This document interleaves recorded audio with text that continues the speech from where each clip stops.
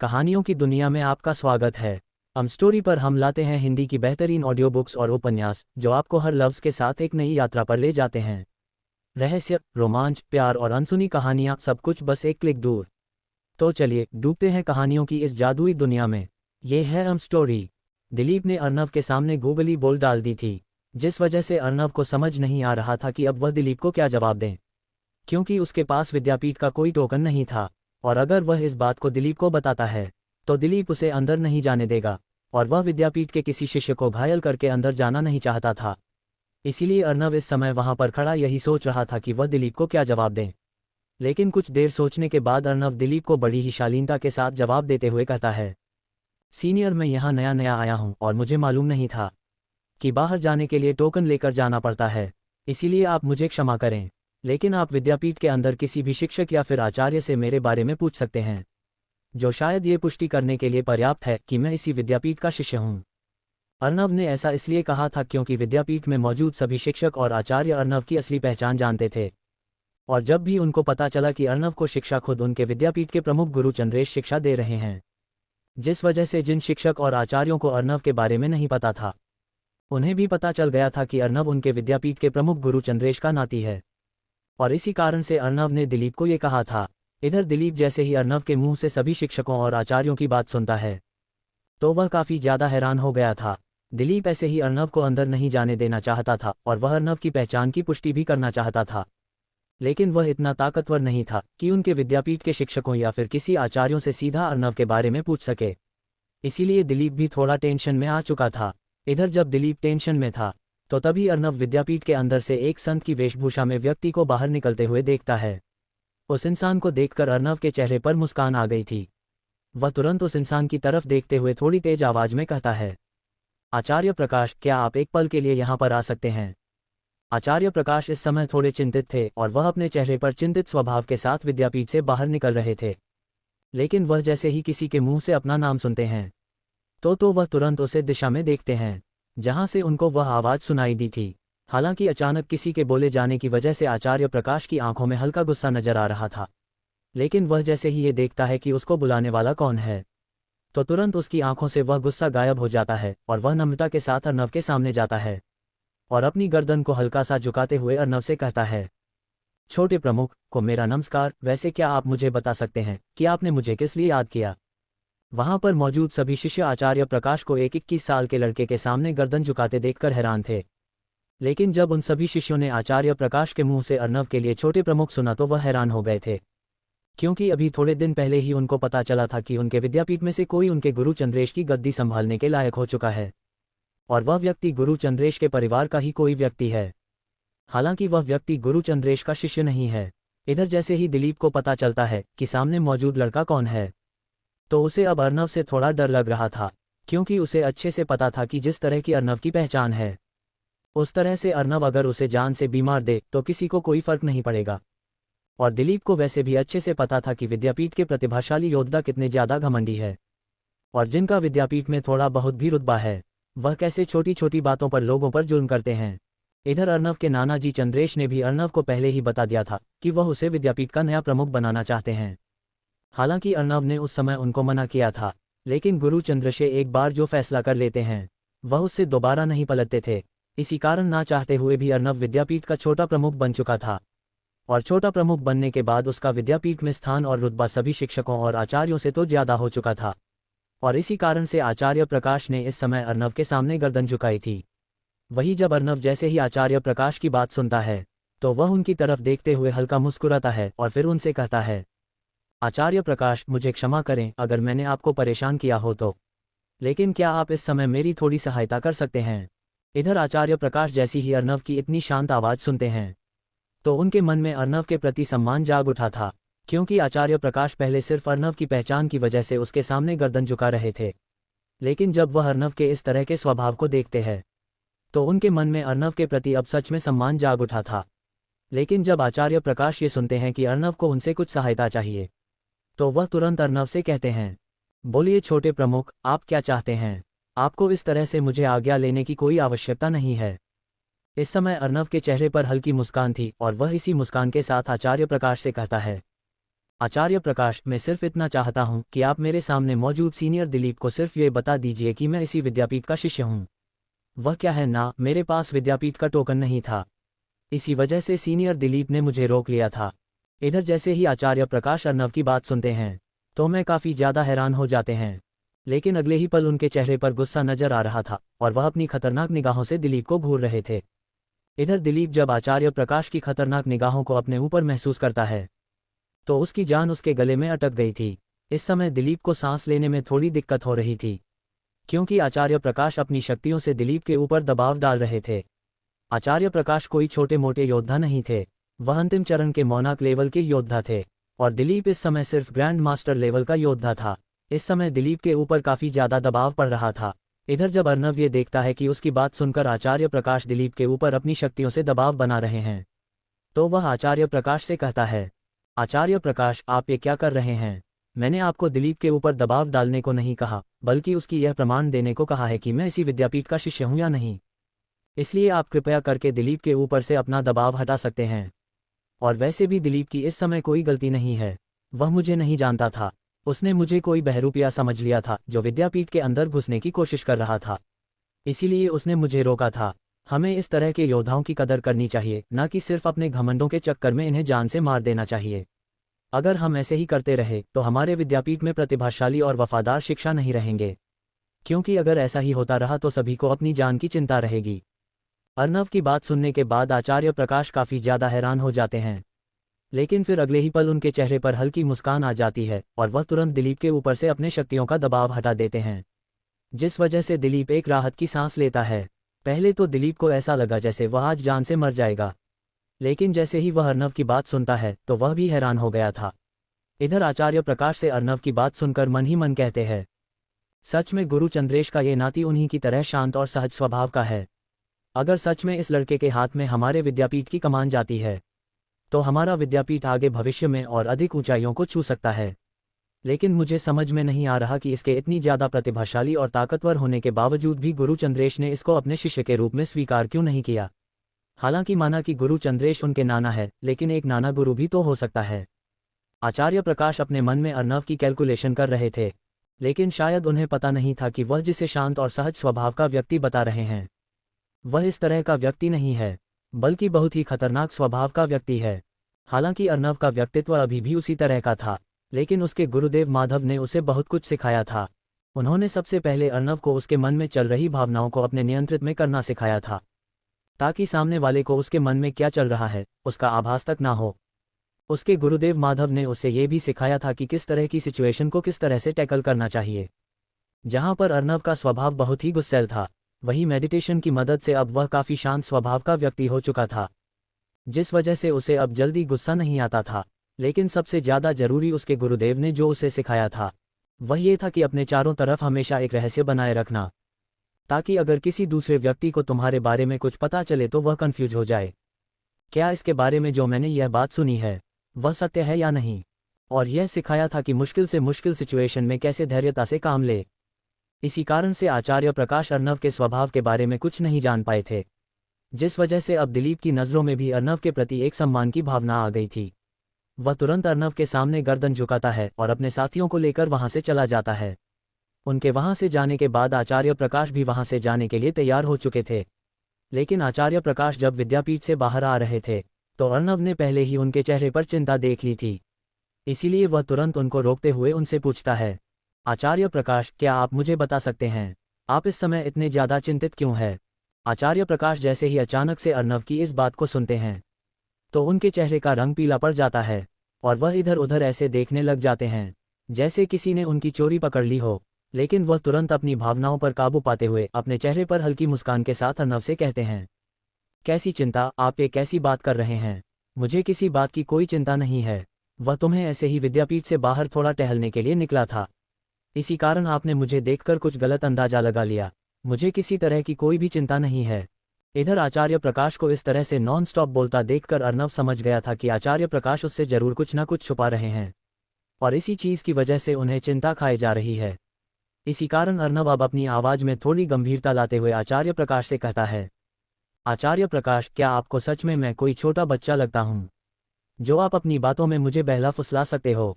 भले ही इस समय मेरी उम्र काफ़ी छोटी है, लेकिन आप मेरी वास्तविक पहचान को अच्छे से जानते हैं।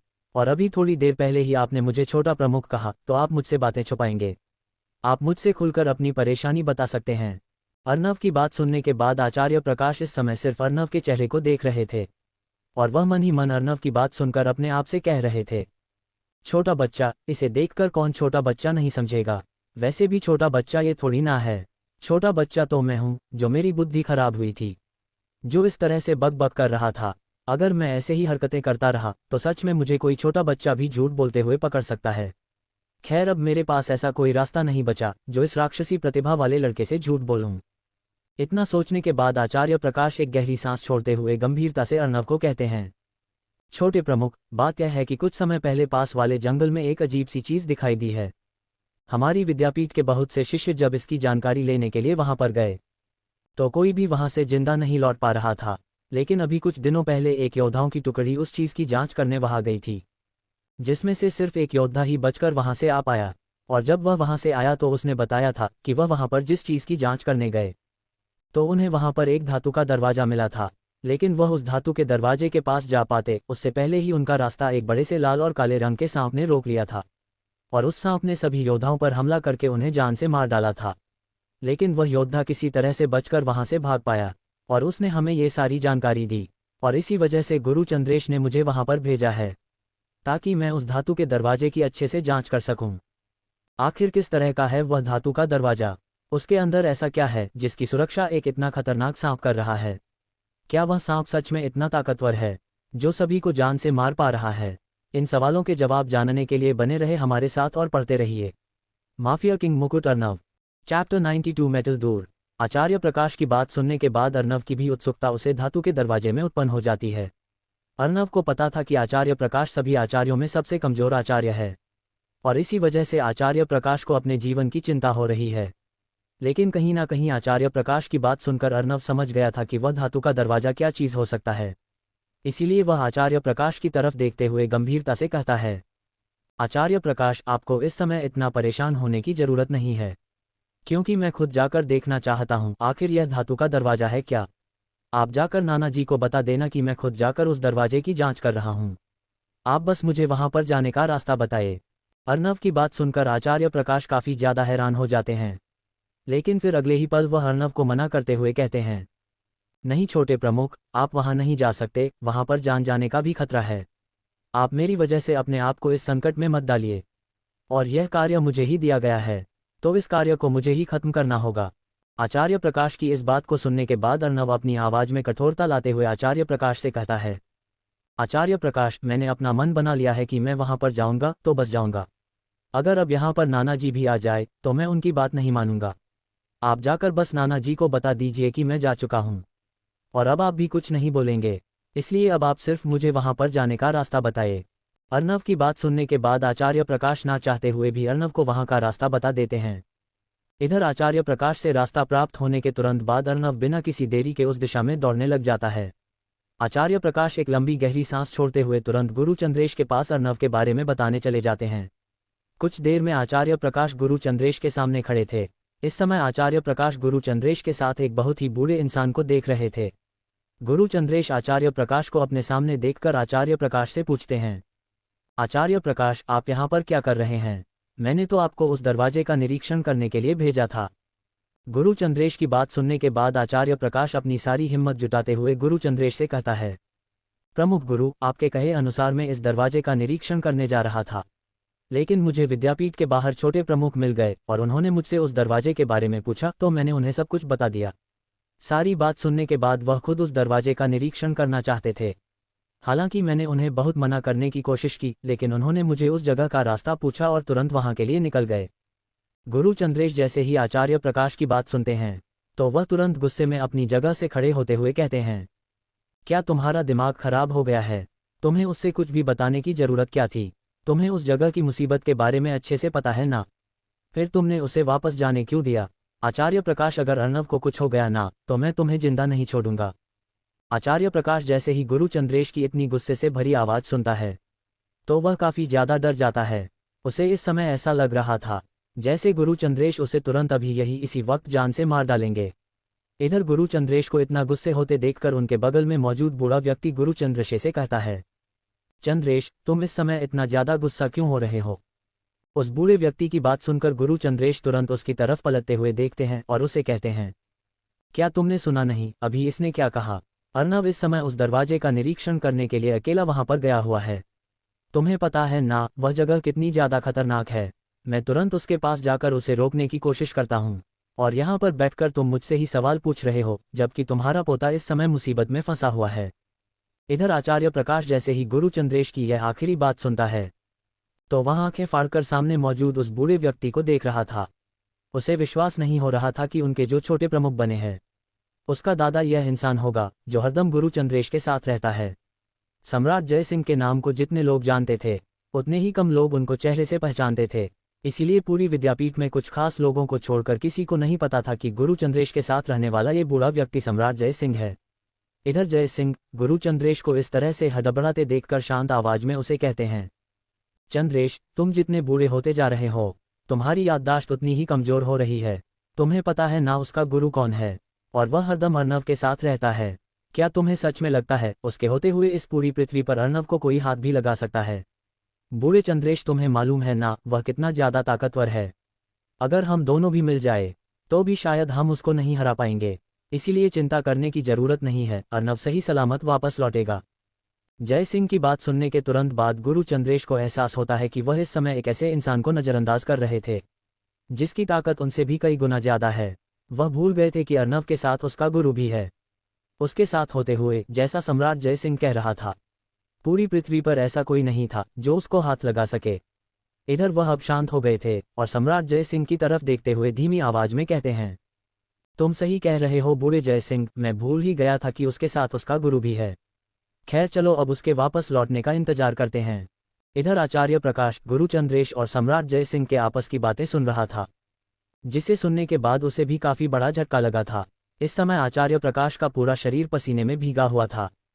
वह जब से अर्नव से मिला था तब से यही सोच रहा था, आखिर क्यों प्रमुख गुरु ने अर्नव को अपने शिष्य के रूप में स्वीकार नहीं किया। लेकिन अब उसे पता चला था कि अर्नव का पहले ही एक गुरु है जो कि उनकी विद्यापीठ के प्रमुख गुरु चंद्रशेखर से भी ज्यादा ताकतवर है। इस समय आचार्य प्रकाश उम्मीद भी नहीं कर सकता था कि जो इंसान उनके प्रमुख गुरु चंद्रेश से भी ज्यादा ताकतवर है वह कितना ज्यादा ताकतवर होगा। इधर इन सभी की बातें चल रही थी तो वहीं दूसरी तरफ एक इंसान तेजी से जंगल की गहराई की तरफ दौड़ रहा था।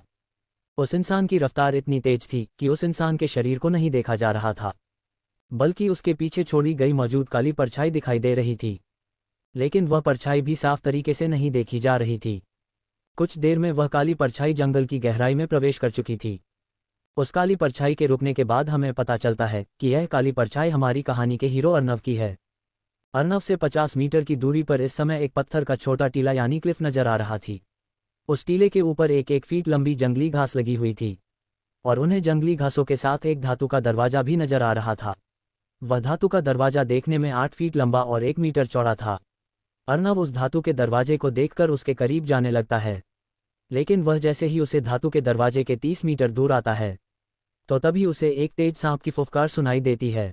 हिस उद्धरण चिन्ह। इस फुफकार को सुनकर अर्नव तुरंत सतर्क हो जाता है। तभी उस टीले के पीछे से एक लाल रंग की आकृति बाहर निकलती हुई दिखाई देती है। यह एक लाल रंग का खतरनाक सांप था जिसके ऊपर काले रंग के धब्बे और धारियां बनी हुई थी, जिस वजह से इस सांप का रंग काले और लाल रंग का लग रहा था। इसके मुंह से खूनी लाल रंग की जब लगातार बाहर निकल रही थी और इस सांप की 2 बड़ी बड़ी हरे रंग की आंखें इसको और ज्यादा खतरनाक बना रही थी। इसकी हरे रंग की आंखें किसी खूंखार दरिंदे की आंखें लग रही थी। ये खतरनाक सांप 7 मीटर लंबा और 2 फीट मोटा था। अर्नव जैसे ही एक इतने बड़े सांप को अपने सामने देखता है तो वह काफी ज्यादा हैरान हो जाता है। इधर वह सांप जैसे ही अर्नव को देखता है तो अपने खतरनाक मुंह को खोलता है, जिस वजह से उसके 2 खतरनाक नुकीले दांत दिखाई देते हैं। उस सांप के दांतों के तीखेपन को देखकर ऐसा लग रहा था जैसे उसके सामने तलवार की धार कुछ नहीं है। इतने खतरनाक सांप को देखकर अर्नव की आंखें भी छोटी हो गई थी। वह सांप अर्नव को देखकर तुरंत हमला करने के लिए उसकी तरफ बढ़ता है। उस सांप के हमले से बचने के लिए अर्नव तुरंत अपनी रफ्तार का इस्तेमाल करते हुए उस टीले से 50 मीटर दूर चला जाता है। अर्नव के 50 मीटर दूर जाने के बाद वह खतरनाक सांप उस धातु के दरवाजे के सामने कुंडली मारकर बैठ जाता है। अर्नव ये देखकर हैरान था कि उस सांप के सामने होते हुए भी वह सांप उस पर हमला नहीं कर रहा है, बल्कि किसी सिक्योरिटी गार्ड की तरह उस धातु के दरवाजे की सुरक्षा कर रहा है। अर्नव जब इस सांप को लेकर यह सब सोच रहा था, तभी अर्नव को अपने कानों में अपने गुरुदेव माधव की आवाज़ सुनाई देती है। अर्नव, तुम्हारे सामने मौजूद ये सांप एक स्लेव बीस्ट है, और यह एक टियर 1 का हायर गेट बिस्ट है। अगर तुम ध्यान से देखोगे तो तुम्हें इस सांप के कर के बीचों बीच पीले और लाल रंग का एक चिन्ह दिखाई देगा। ये चिन्ह ऐसा है जैसे छोटे बच्चे अपनी ड्राइंग की किताब में सितारे का निर्माण करते हैं। उस सितारे के बीचों बच्चों एक गोल चिन्ह का निर्माण हो रखा है, जिसके अंदर ताश के डायमंड का लोगो बना हुआ है। अगर तुम चाहो तो इस बिस्ट को अपना स्लेव बना सकते हो, लेकिन उससे पहले तुम्हें इसके स्लेव सिंबल को नष्ट करना होगा। इस संसार में योद्धा बिस्ट भी होते थे। इन बिस्टों को भी योद्धाओं की तरह अलग अलग टियर में विभाजित किया गया था। जैसे योद्धाओं की ताकत को रेल्म और रैंक से विभाजित किया गया था, इस तरह ही बिस्टों के लिए ये टियर होते थे। इनको टियर 1 से लेकर टियर 7 तक विभाजित किया गया है, और इनमें से प्रत्येक टियर में 3 गेट होते हैं, जिनको लोअर गेट, मिडिल गेट और हायर गेट बोलते हैं। टियर 1 के बिस्ट अर्थ रेल्म के योद्धाओं के जितने ताकतवर होते हैं, और इस टियर में मौजूद गेट को योद्धाओं के रैंक में विभाजित किया गया है। जैसे एक्सपर्ट लेवल के योद्धा की ताकत एक टियर 1 के लोअर गेट के बिस्ट के जितनी होगी, मास्टर लेवल की मिडिल गेट और ग्रैंड मास्टर लेवल की हायर गेट। इसी तरह टियर 2 से लेकर टियर 7 तक सभी रैंक को 3 गेट में विभाजित किया गया है। इस सांप की ताकत के बारे में सुनने के बाद पता चलता है कि यह सांप एक ग्रैंड मास्टर लेवल के योद्धा के जितना ताकतवर है। अर्नव को इस बारे में पता था, क्योंकि उसके गुरुदेव माधव ने उसे पहले ही इस बारे में बता दिया था।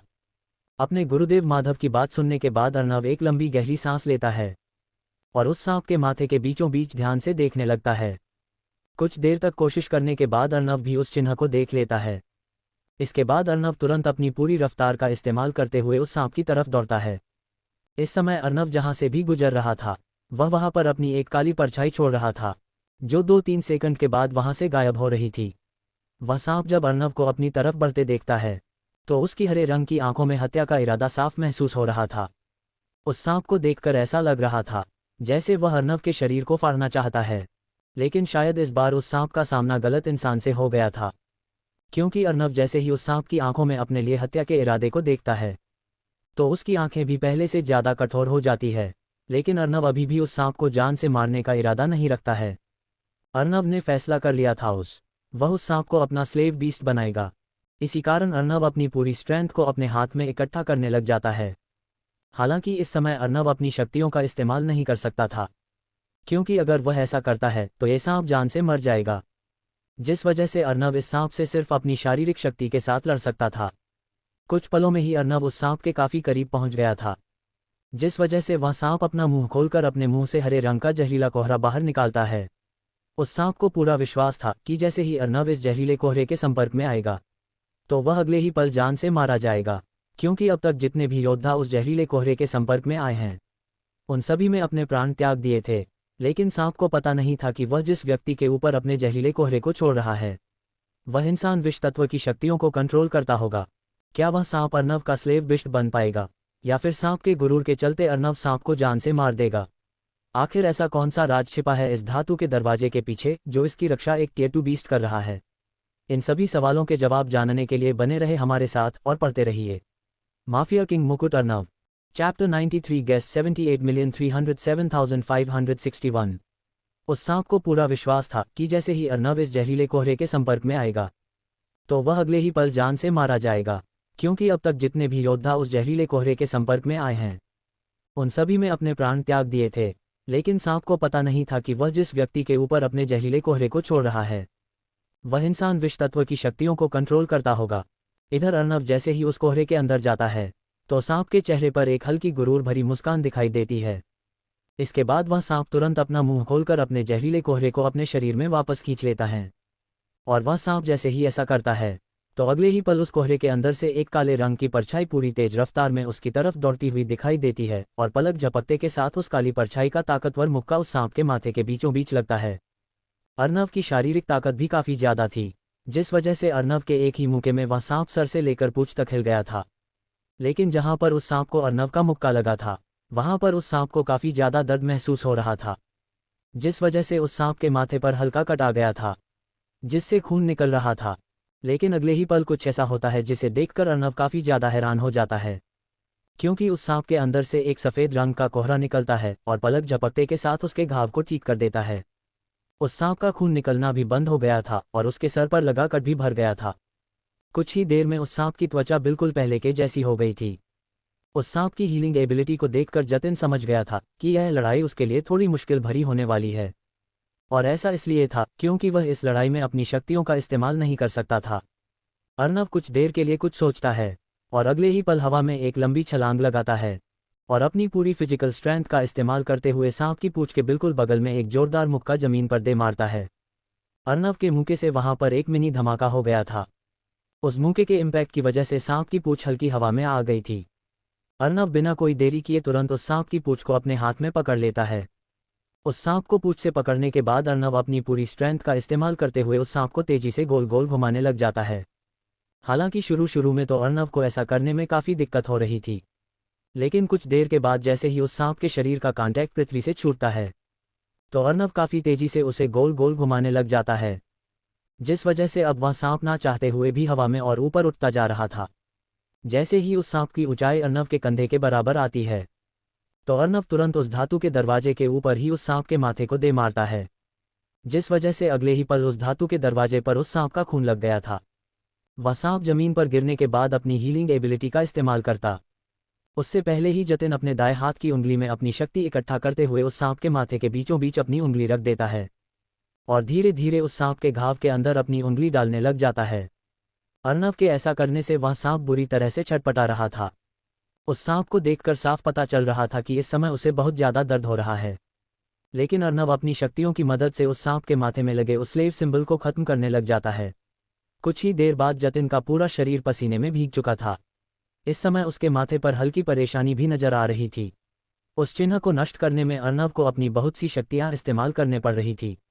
उसे समझ नहीं आ रहा था आखिर एक सिंबल इतना ज़्यादा ताकतवर कैसे हो सकता है। अर्नव जब इस बारे में सोच रहा था तभी उसके कानों में उसके गुरुदेव माधव की आवाज़ सुनाई देती है। अर्नव, अपने शरीर को ढीला छोड़ो, मुझे तुम्हारे शरीर पर नियंत्रण करने दो, वरना अगर तुम पूरे दिन भी इस तरह से लग रहे तो भी तुम इस सांप के स्लेव सिंबल को नष्ट नहीं कर पाओगे। इस सिंबल के इतना ज़्यादा ताकतवर होने से मुझे इतना तो पता चल गया, इसका मास्टर सच में काफ़ी ज़्यादा ताकतवर है। इधर अपने गुरुदेव की बात सुनने के बाद अर्नव गहरी सांस लेते हुए अपने शरीर पर से नियंत्रण ढीला करता है। अगले ही पल अर्नव महसूस करता है कि उसके शरीर में एक बहुत ही ताकतवर शक्ति आ रही है। पलक झपकते के साथ उसके गुरुदेव माधव उसके शरीर पर नियंत्रण कर लेते हैं।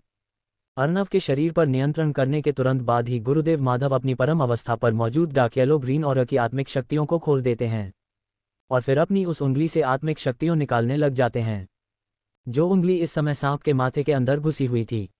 गुरुदेव माधव की आत्मिक शक्तियों उंगली से बाहर निकलकर सांप के माथे में मौजूद एक लाल रंग की जगह के चारों तरफ घूमने लग जाती है। गुरुदेव माधव की आत्मिक शक्तियों इस समय पीले और हरे रंग से मिले हुए रंग की शक्तियां थीं। धीरे धीरे गुरुदेव माधव की आत्मिक शक्तियां उस चिन्ह को तबाह करने लग जाती हैं। लगभग 20 मिनट की मेहनत के बाद उस सांप के माथे के अंदर से एक लाल रंग की रोशनी निकलकर ब्लास्ट हो जाती है। उस लाल रंग की रोशनी के ब्लास्ट होने से वहां पर एक शक्तियों की एक ताकतवर लहर चारों तरफ फैल जाती है। वह शक्तियों की लहर अर्नव से भी टकरा गई थी, जिस वजह से अर्नव का शरीर 20 मीटर हवा में उड़ते हुए दूर जा गिरता है। अर्नव उस छोटी सी रोशनी में मौजूद ताकत को देखकर काफ़ी ज़्यादा डर गया था।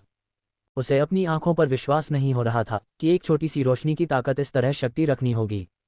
तकरीबन 5 मिनट के बाद अर्नव खांसते हुए जमीन से खड़ा होता है और वापस उस सांप के पास जाने लगता है। वह सांप भी इस समय गंभीर रूप से घायल था और वह अपनी हीलिंग एबिलिटी से अपने घाव को भर रहा था। इस समय अर्नव के लिए सबसे अच्छी बात यह थी कि वह सांप इस समय अर्नव के ऊपर हमला नहीं कर सकता था। इसीलिए अर्नव तुरंत अपने दाएं हाथ की हथेली पर एक चिन्ह का निर्माण करने लग जाता है। कुछ देर में अर्नव की हथेली पर एक सफ़ेद रंग के त्रिशूल का चिन्ह बन जाता है। चिन्ह के बनने के बाद अर्नव उस सांप के पास जाता है और उसके माथे पर अपना हाथ रख देता है। उस सांप को पता था कि अर्नव इस समय क्या करने की कोशिश कर रहा है, लेकिन इस समय उसके शरीर के अंदर इतनी ताकत नहीं बची थी जो कि वह अर्नव का विरोध कर सके, और कुछ ही देर में वह हथेली का चिन्ह उस सांप के माथे पर दिखाई देने लगता है। वह चिन्ह एक सफ़ेद रंग के तेज प्रकाश से चमकता है और कुछ देर बाद उसकी रोशनी फीकी पड़ जाती है। उस चिन्ह में अर्नव के सभी तत्वों की शक्तियां थीं, जिस वजह से उसमें विष तत्व के शामिल होने की वजह से उस सांप का घाव तुरंत भर जाता है। वह सांप जब अपने घाव को इतनी तेजी से भरते देखता है तो काफ़ी ज़्यादा खुश हो जाता है। जिस वजह से वह सांप खुशी से अपनी पूंछ हिलाता है और फिर तुरंत अपना आकार छोटा करने लग जाता है। अर्नब उस सांप को अपना आकार छोटा करते देखकर हैरान था। कुछ ही देर में उसे सांप का आकार 1 फुट का हो जाता है और उस सांप की चौड़ाई 1 उंगली के जितनी पतली हो गई थी। वह सांप इस समय देखने में बिल्कुल भी खतरनाक नहीं लग रहा था, बल्कि वह तो इसका बिल्कुल उलट बहुत ही प्यारा लग रहा था। अर्नब उस सांप को पकड़ने के लिए अपना हाथ आगे करता है। वह सांप तुरंत अर्नब के हाथ पर चढ़कर उसकी कलाई पर लिपट जाता है। अर्नब की कलाई को देखकर कोई भी यह नहीं बता सकता था कि यह एक खतरनाक सांप होगा, बल्कि वह देखने में ऐसा लग रहा था जैसे अर्नब ने कलाई पर ब्रेसलेट पहन रखा है। इसके बाद अर्नब उस धातु के दरवाजे के पास जाता है और उसका निरीक्षण करने लगता है। अर्नब इधर उधर होकर उसे दरवाजे को ध्यान से देख रहा था। तभी अर्नब को उस दरवाजे पर एक स्क्रीन नजर आती है। अर्नब जैसे ही उस स्क्रीन पर अपनी उंगली रखता है तो अचानक से वह स्क्रीन जगमगाने लग जाती है और अगले ही पल उस स्क्रीन में एक रोबोट का चेहरा नजर आता है। अर्नब कुछ समझ पाता उससे पहले ही उस स्क्रीन के अंदर से एक रोबोटिक आवाज़ सुनाई देती है। अंदर जाने के लिए कृपया अपनी पहचान की पुष्टि करें। पहचान की पुष्टि करने के लिए अपनी एक उंगली को स्क्रीन के नीचे मौजूद सेक्शन में डालें। उस रोबोटिक आवाज़ को सुनने के बाद अर्नब स्क्रीन के नीचे देखता है। स्क्रीन के नीचे अर्नब एक छोटा होल देख पा रहा था। वह तुरंत अपनी उंगली को उस होल के अंदर डालता है। अंदर डालने के अगले ही पल अर्नब को ऐसा महसूस होता है जैसे उसकी उंगली पर किसी ने सुई चुभाई है।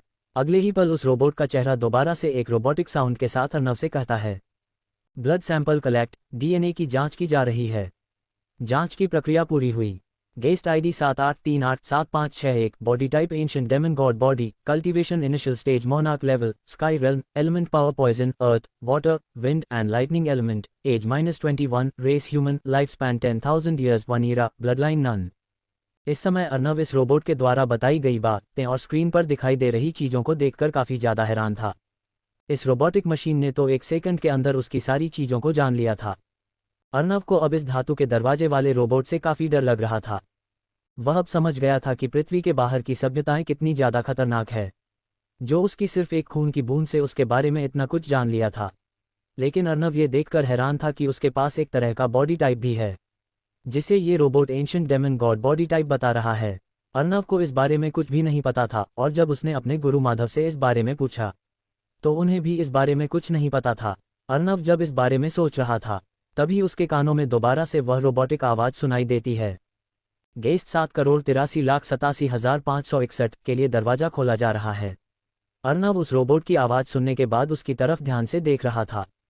तभी उसे धरती हिलती हुई महसूस होती है।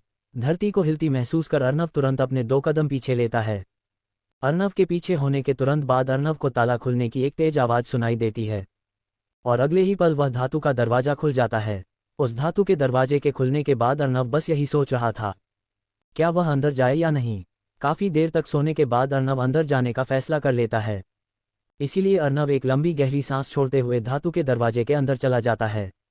जहां बाहर से वह धातु का दरवाज़ा सामान्य लग रहा था, वहीं अंदर से वह किसी बड़ी ऑर्गेनाइजेशन के हेडक्वार्टर के जैसा लग रहा था।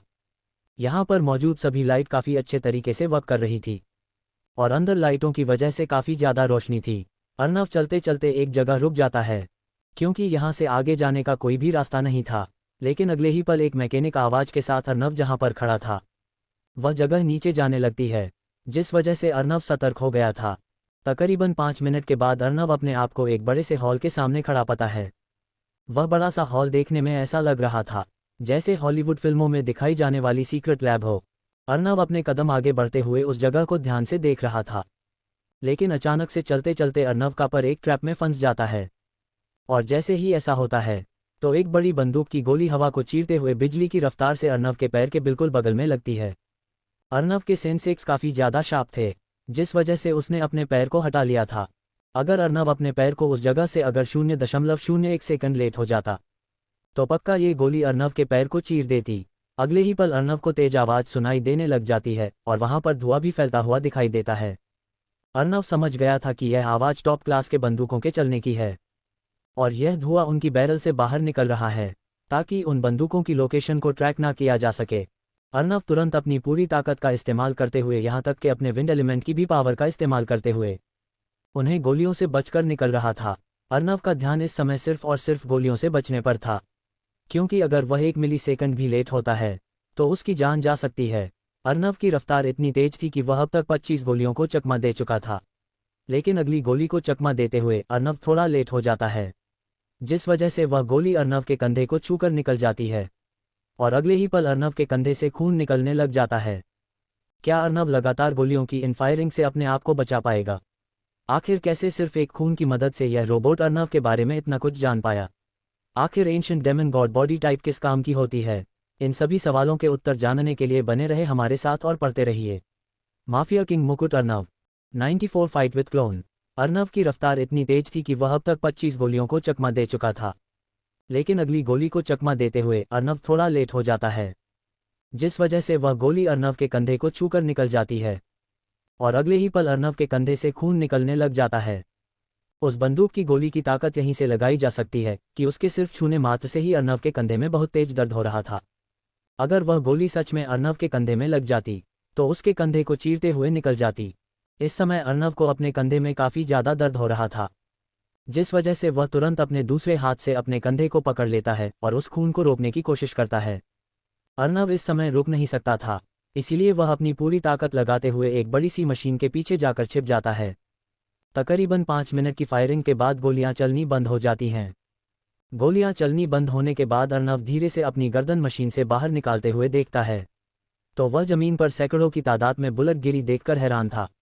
अर्नव जब इतनी सारी बंदूकों की गोलियों को जमीन पर गिरा हुआ देखता है तो उसकी रीढ़ की हड्डी में ठंडक फैल जाती है। वह बस यही सोच रहा था, अगर सिर्फ एक गोली के छूने मात्र से उसकी यह हालत है, अगर यह सारी गोलियां उसको लग जाती तो उसके शरीर के चिथड़े भी नहीं बचते। अर्नव इस बारे में सोचना भी नहीं चाहता था, लेकिन तभी वहां पर वही रोबोटिक साउंड सुनाई देती है। अपने लेवल 1 की 5 मिनट तक 600 बुलेट की फायरिंग को चकमा दिया है, लेकिन एक बंदूक की गोली आपके कंधे को छूकर निकली है, जिसने 861 का डैमेज दिया है, लेकिन अपने लेवल 1 क्लियर कर लिया है। आप लेवल 2 में जाने के लिए योग्य है। अर्नव जैसे ही इस आवाज़ को सुनता है तो वह काफ़ी ज़्यादा हैरान हो जाता है। उसे विश्वास नहीं हो रहा था कि 600 गोलियों की फायरिंग उसके लिए एक टेस्ट होगा, लेकिन इस समय अर्नव काफ़ी ज़्यादा डर चुका था, क्योंकि इस पहले टेस्ट में ही उसको बचाने के लिए काफ़ी मुश्किल हो गई थी। अगर समय रहते उसे यह मशीन दिखाई नहीं देती तो अब तक उसके शरीर के चिथड़े उड़ चुके होते। अर्नव के शरीर में इस समय एक खतरनाक सिहरन दौड़ रही थी, लेकिन थोड़ी देर के बाद अर्नव उस मशीन के पीछे से बाहर आता है। तभी उसे अपनी थोड़ी दूरी पर एक दरवाज़ा खुला दिखाई देता है। अर्नव न चाहते हुए भी एक लंबी गहरी सांस लेते हुए उस दरवाजे के अंदर चला जाता है। अर्नव को पहले तो अंदाजा नहीं था, इसीलिए वह पहले बंदूक की गोलियों की चपेट में आ गया था, लेकिन इस बार अर्नव को पता था कि उस कमरे में जाने के बाद उसका एक और टेस्ट शुरू होगा, इसीलिए वह काफ़ी ज़्यादा सतर्क था।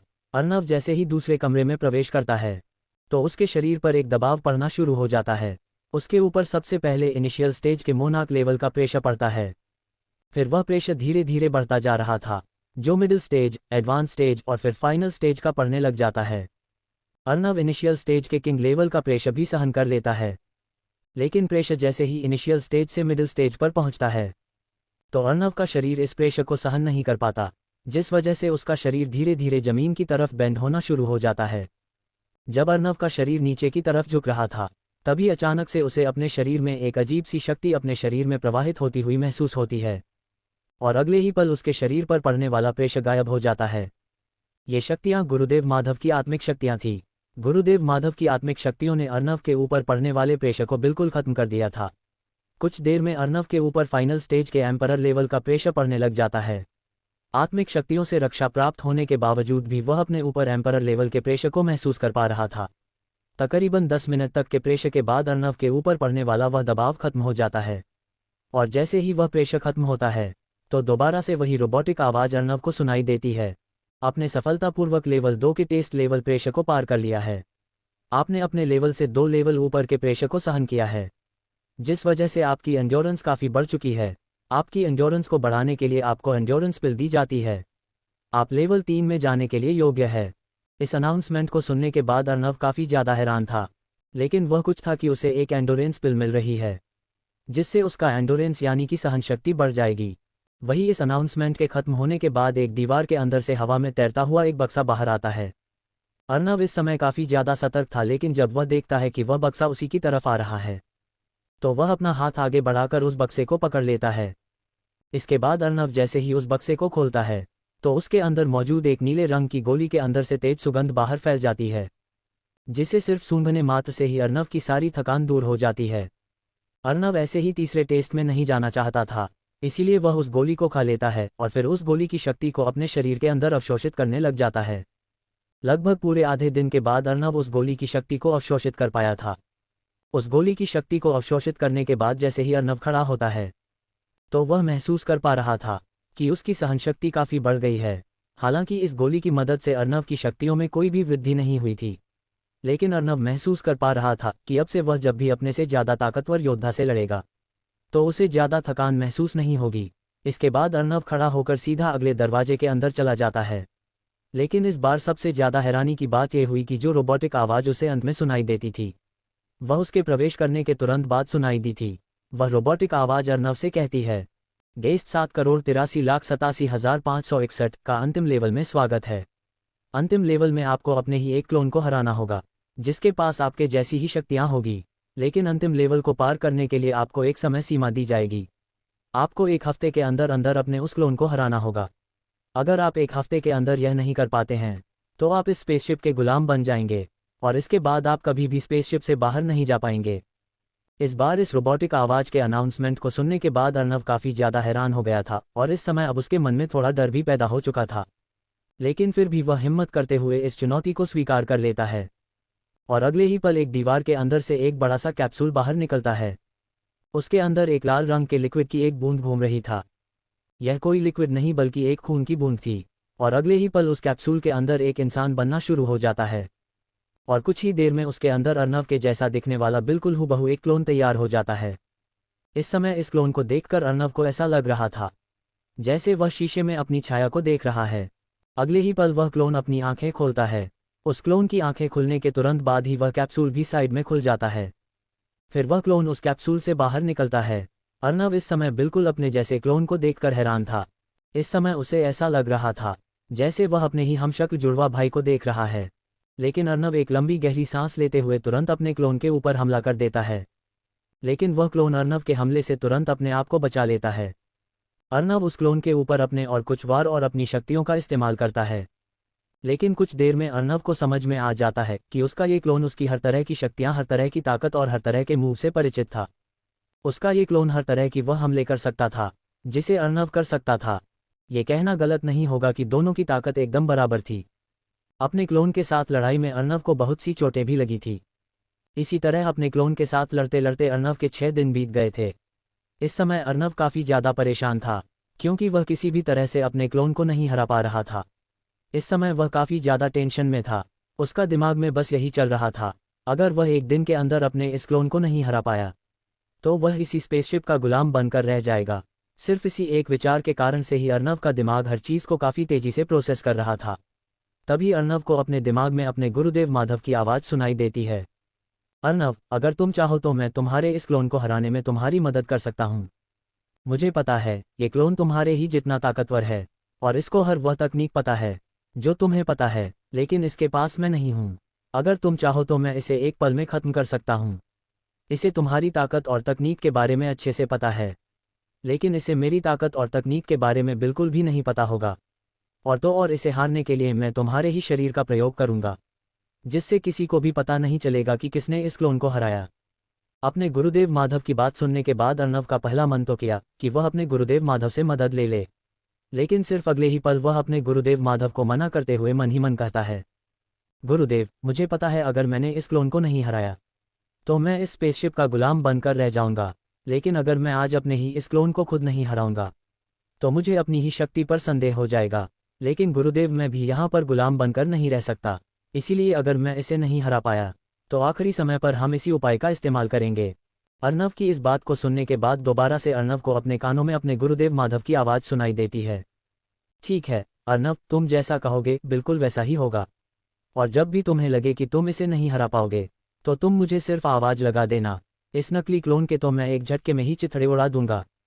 अर्नव भी अपने गुरुदेव माधव की आवाज़ में छिपी घबराहट और गुस्से को महसूस कर पा रहा था, लेकिन उसे अपने गुरुदेव माधव की घबराहट और गुस्से का कारण अच्छे से पता था, क्योंकि अगर वह इस क्लोन को नहीं हरा पाता तो उसके गुरुदेव माधव भी अर्नव के साथ साथ इसी स्पेसशिप में फंसे रह जाएंगे, और उसके गुरुदेव माधव ऐसा बिल्कुल भी नहीं चाहते। इधर अर्नव अपने गुरुदेव माधव की बात को सुन अपने आप से ही कहता है, यह मेरा क्लोन मेरी हर ताकत, हर शक्ति, हर मूव को पहचानता है, जिस वजह से मैं इसके ऊपर जो भी हमला करता हूँ इसे पहले से ही पता होता है। मुझे कुछ ऐसा करना होगा जिसके बारे में मेरे क्लोन ने बिल्कुल भी उम्मीद ना की हो। मेरे क्लोन को मेरे हर हमले के बारे में पता है। अगर मैं मेरे क्लोन के ऊपर इस तरह के हमले करूं जिन हमलों से मेरा क्लोन बच ना पाए, तब जाकर मैं मेरे क्लोन से जीत पाऊंगा। अपने आप से इतना कहने के बाद अर्नव कुछ देर सोचता है और फिर अपने पृथ्वी तत्व की शक्तियों का इस्तेमाल करते हुए अपने हाथ में एक पृथ्वी तत्व की तलवार का निर्माण करता है।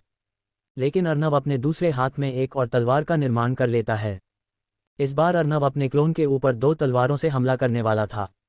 वह आज से पहले जब भी तलवारों से हमला करता था तो वह सिर्फ एक तलवार के साथ लड़ता था, लेकिन इस बार अपने क्लोन को हराने के लिए अर्नव अपने दोनों हाथों में एक एक तलवार पकड़ लेता है और फिर अपने दोनों हाथों में तलवारों को तेजी से घुमाते हुए अपने क्लोन की तरफ दौड़ता है। अर्नव का क्लोन भी अपने दोनों हाथों में एक एक तलवार का निर्माण कर लेता है और जैसे ही दोनों करीब आते हैं तो अर्नव का क्लोन तुरंत अर्नव के ऊपर अपनी एक तलवार से हमला कर देता है। लेकिन अर्नव अपने क्लोन से हमले से बिल्कुल भी बचने की कोशिश नहीं करता। अर्नव को बचने की कोशिश न करते देखकर अर्नव का क्लोन थोड़ा हैरान हो जाता है। अर्नव के क्लोन को थोड़ी गड़बड़ महसूस होती है, इसलिए वह तुरंत अपनी तलवार को पीछे करता है और जैसे ही उसका क्लोन अपनी तलवार को पीछे करता है तो अर्नव के चेहरे पर एक खतरनाक मुस्कान आ जाती है। अर्नव तुरंत अपने दोनों हाथों में मौजूद तलवारों को एक लय और एक तकनीक का इस्तेमाल करते हुए हमला कर देता है। अर्नव का क्लोन तुरंत उस हमले को रोकने के लिए अपनी तलवारों को आगे करता है, लेकिन अर्नव अपने आखिरी मूवमेंट पर अपनी एक तलवार की तकनीक को बदलते हुए अपनी तलवार को ट्विस्ट करते हुए हमला कर देता है। आखिरी मूवमेंट पर तकनीक बदलने की वजह से अर्नव का क्लोन समय रहते प्रतिक्रिया नहीं दे पाया और तुरंत उसके पेट पर एक गहरा कट लग जाता है। वह क्लोन अपने आप को ठीक कर पाता उससे पहले ही अर्नव अपनी तलवार को दूर फेंक देता है और अपने नंगे हाथों से अपने क्लोन की तलवार को पकड़ लेता है। तलवार की धार की वजह से अर्नव की कलाई पर गहरा कट लग जाता है और उससे खून निकलने लग जाता है। लेकिन अर्नव अपने हाथ से निकलते खून को नज़रअंदाज करते हुए तुरंत अपनी विष शक्तियों का इस्तेमाल करते हुए अपने हाथ की हथेली से जहरीला कोहरा निकालने लग जाता है। क्या तकनीक बदलने की वजह से अर्नव अपने क्लोन से जीत पाएगा या फिर फंसकर रह जाएगा इसी स्पेसशिप के अंदर? क्या अपने क्लोन को हराने के लिए अर्नव लेगा अपने गुरुदेव माधव की सहायता? इन सभी सवालों के बारे में जानने के लिए बने रहे हमारे साथ और पढ़ते रहिए। Mafia king Mukut Arnav, chapter 95, last level complete. वह क्लोन अपने आप को ठीक कर पाता उससे पहले ही अर्नव अपनी तलवार को दूर फेंक देता है और अपने नंगे हाथों से अपने क्लोन की तलवार को पकड़ लेता है। तलवार की धार की वजह से अर्नव की कलाई पर गहरा कट लग जाता है और उससे खून निकलने लग जाता है। लेकिन अर्नव अपने हाथ से निकलते खून को नज़रअंदाज करते हुए तुरंत अपनी विष शक्तियों का इस्तेमाल करते हुए अपने हाथ की हथेली से जहरीला कोहरा निकालने लग जाता है। पलक झपकते के साथ अर्नव का हाथ दिखना बंद हो गया था। उसकी जगह वहां पर हरे रंग का जहरीला कोहरा नजर आ रहा था। इसके बाद अर्नव अपने विष तत्व के साथ साथ बिजली तत्वों की शक्तियों का इस्तेमाल करते हुए तलवार के अंदर बिजली तत्व की शक्तियां डालने लग जाता है। जैसे ही बिजली की शक्तियां तलवार के अंदर जाती है तो अर्नव का क्लोन तलवार को छोड़ देता है।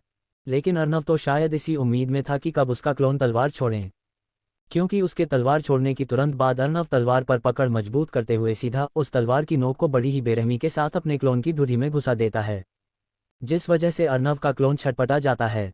अर्नव अपनी पूरी ताकत से उस क्लोन के सीने पर लगातार मुक्के मारने लग जाता है। अर्नव का इस बात के ऊपर जरा सा भी ध्यान नहीं था कि अपने क्लोन को मारने की वजह से उसके हाथ से भी खून निकल रहा है। अपने हथेली से निकलते खून को बिल्कुल नज़रअंदाज कर दिया था। अर्नव अपने क्लोन से दूसरी तलवार छीनते हुए उसकी गर्दन काट देता है। उस क्लोन की गर्दन काटने के तुरंत बाद वहां पर दोबारा से वही रोबोटिक आवाज़ सुनाई देती है। गेस्ट 7,83,87,561 ने अंतिम लेवल को पार कर लिया है। गेस्ट 7,83,87,561 ने बिल्कुल अपने ही समान दिखने और शक्तियों के क्लोन को मारकर अपनी काबिलियत दिखाई है। गेस्ट ने ये कार्य करके इंसानी लिमिट को तोड़ दिया है। तीनों लेवल को पार करने के बाद उन्हें स्पेसशिप का पूरा कंट्रोल दिया जाता है। स्पेसशिप का एक्सेस लेने के लिए कृपया अपना डाटा डालें। इस वाली अनाउंसमेंट को सुनकर अर्नव काफ़ी हैरान था, लेकिन वह खुश था कि अब उसके पास एक बेस है जहां की सिक्योरिटी बहुत ज़्यादा टाइट है। अर्नव तुरंत स्पेसशिप का एक्सेस लेने के लिए अपना डाटा डालने लगता है। कुछ देर में डाटा डालने के बाद अर्नव को स्पेसशिप का पूरा एक्सेस मिल जाता है। पूरा एक्सेस मिलने के बाद अर्नव को पता चलता है कि यह स्पेसशिप एक इंपीरियल सिविलाइजेशन की है। अर्नव को इसी स्पेसशिप से पता चला था कि इंपीरियल सिविलाइजेशन यूनिवर्स की टॉप सिविलाइजेशन में से एक थी, लेकिन इंपीरियल सिविलाइजेशन की खतरनाक टेक्नोलॉजी की वजह से बाकी की सभी सिविलाइजेशंस ने हाथ मिलाकर उन्हें खत्म कर दिया था। और ऐसा इसलिए था क्योंकि इंपीरियल सिविलाइजेशन की उस समय की टेक्नोलॉजी बाकी किसी भी सिविलाइजेशन की आज की टेक्नोलॉजी से भी काफ़ी आगे थी। अर्नव को इस स्पेसशिप में एक सीक्रेट मैसेज मिला था, जिसे पढ़कर अर्नव हैरान हो गया था, क्योंकि उसमें लिखा था कि इस सिविलाइजेशन के पास जितनी भी टेक्नोलॉजी है वह सेक्रेड लैंड यूनिवर्स के अंदर मौजूद मिल्की वे गैलेक्सी में अर्थ प्लेनेट के हिंदू ग्रंथों से बहुत पीछे है। इंपीरियल सिविलाइजेशन के पास जो ये खतरनाक टेक्नोलॉजी आई है, ये सिर्फ और सिर्फ हिंदू ग्रंथों की सहायता से प्राप्त हुई है। सभी इंपॉर्टेंट फाइल पढ़ने के बाद अर्नव को पता चला था कि यह स्पेसशिप इंपीरियल सिविलाइजेशन के राजा का पर्सनल स्पेसशिप है। और जब वह हिंदू ग्रंथों के बारे में पढ़ रहे थे तो उन्हें शक्तियों के बारे में भी पता चला था। अगर वह शुरू से ही टेक्नोलॉजी की जगह शक्तियों पर काम करते तो शायद आज उनकी इंपीरियल सिविलाइजेशन खत्म नहीं होती। लेकिन जब इंपीरियल सिविलाइजेशन को शक्तियों के बारे में पता चला तो उन्होंने अपनी टेक्नोलॉजी को खुद ही खत्म करना शुरू कर दिया था, जिस वजह से उनके विनाश का कारण उनकी यही टेक्नोलॉजी हुई। अर्नव को इस स्पेसशिप से एक बहुत ही खतरनाक आर्टिफिशियल इंटेलिजेंस मिली थी, जिन्हें आई भी कहा जाता है। वह आर्टिफिशियल इंटेलिजेंस सच में काफ़ी ज़्यादा एडवांस थी। उस आर्टिफिशियल इंटेलिजेंस का एक नाम भी था, जो क्रश था। अर्नव को इस स्पेसशिप से धरती के बाहर की दुनिया के बारे में बहुत कुछ पता चला था, जिस वजह से अब वह धरती के बाहर की दुनिया को देखने के लिए काफ़ी ज़्यादा उत्साहित था।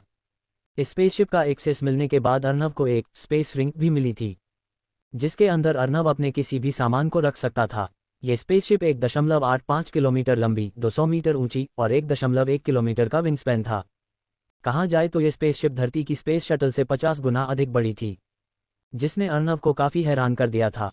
अच्छी सी पूरी तरह जांच करने के बाद अर्नव को पता चला था कि यह स्पेसशिप इस समय उड़ने की कंडीशन में नहीं है, लेकिन अर्नव इस स्पेसशिप को अपने साथ कहीं भी लेकर जा सकता था, क्योंकि उसके पास मौजूद स्पेस रिंग में काफ़ी ज़्यादा स्पेस था। अर्नव की स्पेस रिंग के अंदर 10 ट्रिलियन स्क्वायर फीट की जगह थी, जो तकरीबन 9.29 लाख किलोमीटर से अधिक होती है। अर्नव के पास मौजूद स्पेस रिंग में भी बहुत सा सामान था, लेकिन इस समय अर्नव के पास इतना समय नहीं था कि वह हर एक चीज़ को बारीकी से देखे। इसलिए वह तुरंत स्पेसशिप से बाहर आता है और पूरी स्पेसशिप को अपने स्पेसिंग में रख लेता है। अर्नव के चेहरे पर इस समय मुस्कान थी, क्योंकि उसके पास अपने बचाव के लिए सबसे खतरनाक हथियार था और अब उसे अपना पूरा ध्यान सिर्फ अपनी शक्तियों को बढ़ाने पर लगाना है। सारा कार्य करने के बाद अर्नव तुरंत विद्यापीठ के लिए निकल जाता है। अर्नव अपने आप को ज़्यादा थकाना नहीं चाहता था, इसलिए वह अपनी कलाई पर बंधे सांप को बड़ा होने को कहता है और उसके ऊपर खड़े होकर अर्नव जंगल को पार करने लगता है। उस सांप की रफ्तार काफ़ी तेज थी। भले ही वह सांप अर्नव से काफ़ी कमज़ोर था, लेकिन वह इतना भी कमज़ोर नहीं था कि वह अर्नव के भार को ना उठा सके। इस समय अर्नव सांप की पीठ पर खड़ा नज़ारे लेते हुए चल रहा था। कुछ ही देर में अर्नव जंगल से बाहर निकल जाता है। जंगल से बाहर आने के बाद अर्नव उस सांप को दोबारा से अपनी कलाई पर लिपटने को कहता है और वह सांप तुरंत अपना आकार छोटा करके अर्नव की कलाई पर लिपट जाता है। जंगल से बाहर निकलने के बाद अर्नव एक लंबी गहरी सांस लेता है और अपनी पूरी रफ्तार से विद्यापीठ जाने लगता है। कुछ ही देर में अर्नव विद्यापीठ के दरवाजे के सामने पहुंच गया था। अर्नव जब विद्यापीठ के अंदर जा रहा था तब विद्यापीठ के कुछ शिष्य अर्नव के साथ विद्यापीठ में प्रवेश कर रहे थे। उनमें से एक शिष्य दिलीप भी था। दिलीप इस बार जैसे ही अर्नव को देखता है तो वह तुरंत अर्नव के सम्मान में अपनी गर्दन झुकाता है। अर्नव दिलीप की तरफ देखते हुए सिर्फ हल्का मुस्कुराता है और तुरंत अपने नाना जी के कमरे की तरफ चला जाता है। वह जैसे ही दरवाज़ा खटखटाता है तो अर्नव के नाना चंद्रेश तुरंत अर्नव को अंदर आने को कहते हैं। अर्नव भी अंदर चले जाता है और जब गुरु चंद्रेश अर्नव से उस धातु के दरवाजे के बारे में पूछते हैं तो अर्नव उन्हें एक मनगढ़ंत कहानी बता देता है। अर्नव उन्हें धरती के बाहर के रहस्य और स्पेसशिप के बारे में कुछ भी नहीं बताना चाहता था। वह नहीं चाहता था कि उसके दादा या फिर नाना किसी भी प्रकार की कोई टेंशन ले। अर्नव के सही सलामत वापस आने की खबर सुनकर उसके दादाजी जयसिंह भी आदि अनंत विद्यापीठ पहुंच जाते हैं। रहस्यमयी गुफा से बाहर आने के बाद दादाजी जयसिंह के शरीर पर भी मांस आ गया था, जिस वजह से अब वह किसी हड्डियों के कंकाल की जगह अब एक इंसान की तरह ज़्यादा दिख रहे थे। अर्नव को वापस विद्यापीठ आने में लगभग 10 दिन लग गए थे, जिस वजह से अर्नव को अपने घर से निकले 3 महीने 10 दिन हो गए थे। सम्राट जयसिंह को पता था कि उन्होंने धर्मेश खन्ना की बेटी और अपने पोते अर्नव के बीच शादी फिक्स की है, इसीलिए वह तुरंत अर्नव को लेकर उत्तराखंड पहुंच जाते हैं। फिर वह तीनों उत्तराखंड से फ्लाइट में बैठकर हरियाणा पहुंच जाते हैं। फ्लाइट भिवानी में लैंड होती है और फिर भवानी से गाड़ी में बैठकर सभी झज्जर जाने लगते हैं। लेकिन उन सभी में से किसी को नहीं पता था कि वहां पर एक मुसीबत उन सभी का इंतजार कर रही है। क्या अर्नव और गौरी की शादी शांति से हो पाएगी? आखिर कौन सी मुसीबत इंतजार कर रही है अर्नव का? आखिर तीनों जने कैसे मिलकर सामना करेंगे उस मुसीबत का? इन सभी सवालों के उत्तर जानने के लिए बने रहे हमारे साथ और पढ़ते रहिए। Mafia king Mukut Arnav. Chapter 96 Arnav's uncle. Arnav को अपने घर से निकले 3 महीने 10 दिन हो गए थे। सम्राट जय सिंह को पता था कि उन्होंने धर्मेश खन्ना की बेटी और अपने पोते अर्नव के बीच शादी फिक्स की है। इसीलिए वह तुरंत अर्नव को लेकर उत्तराखंड पहुंच जाते हैं।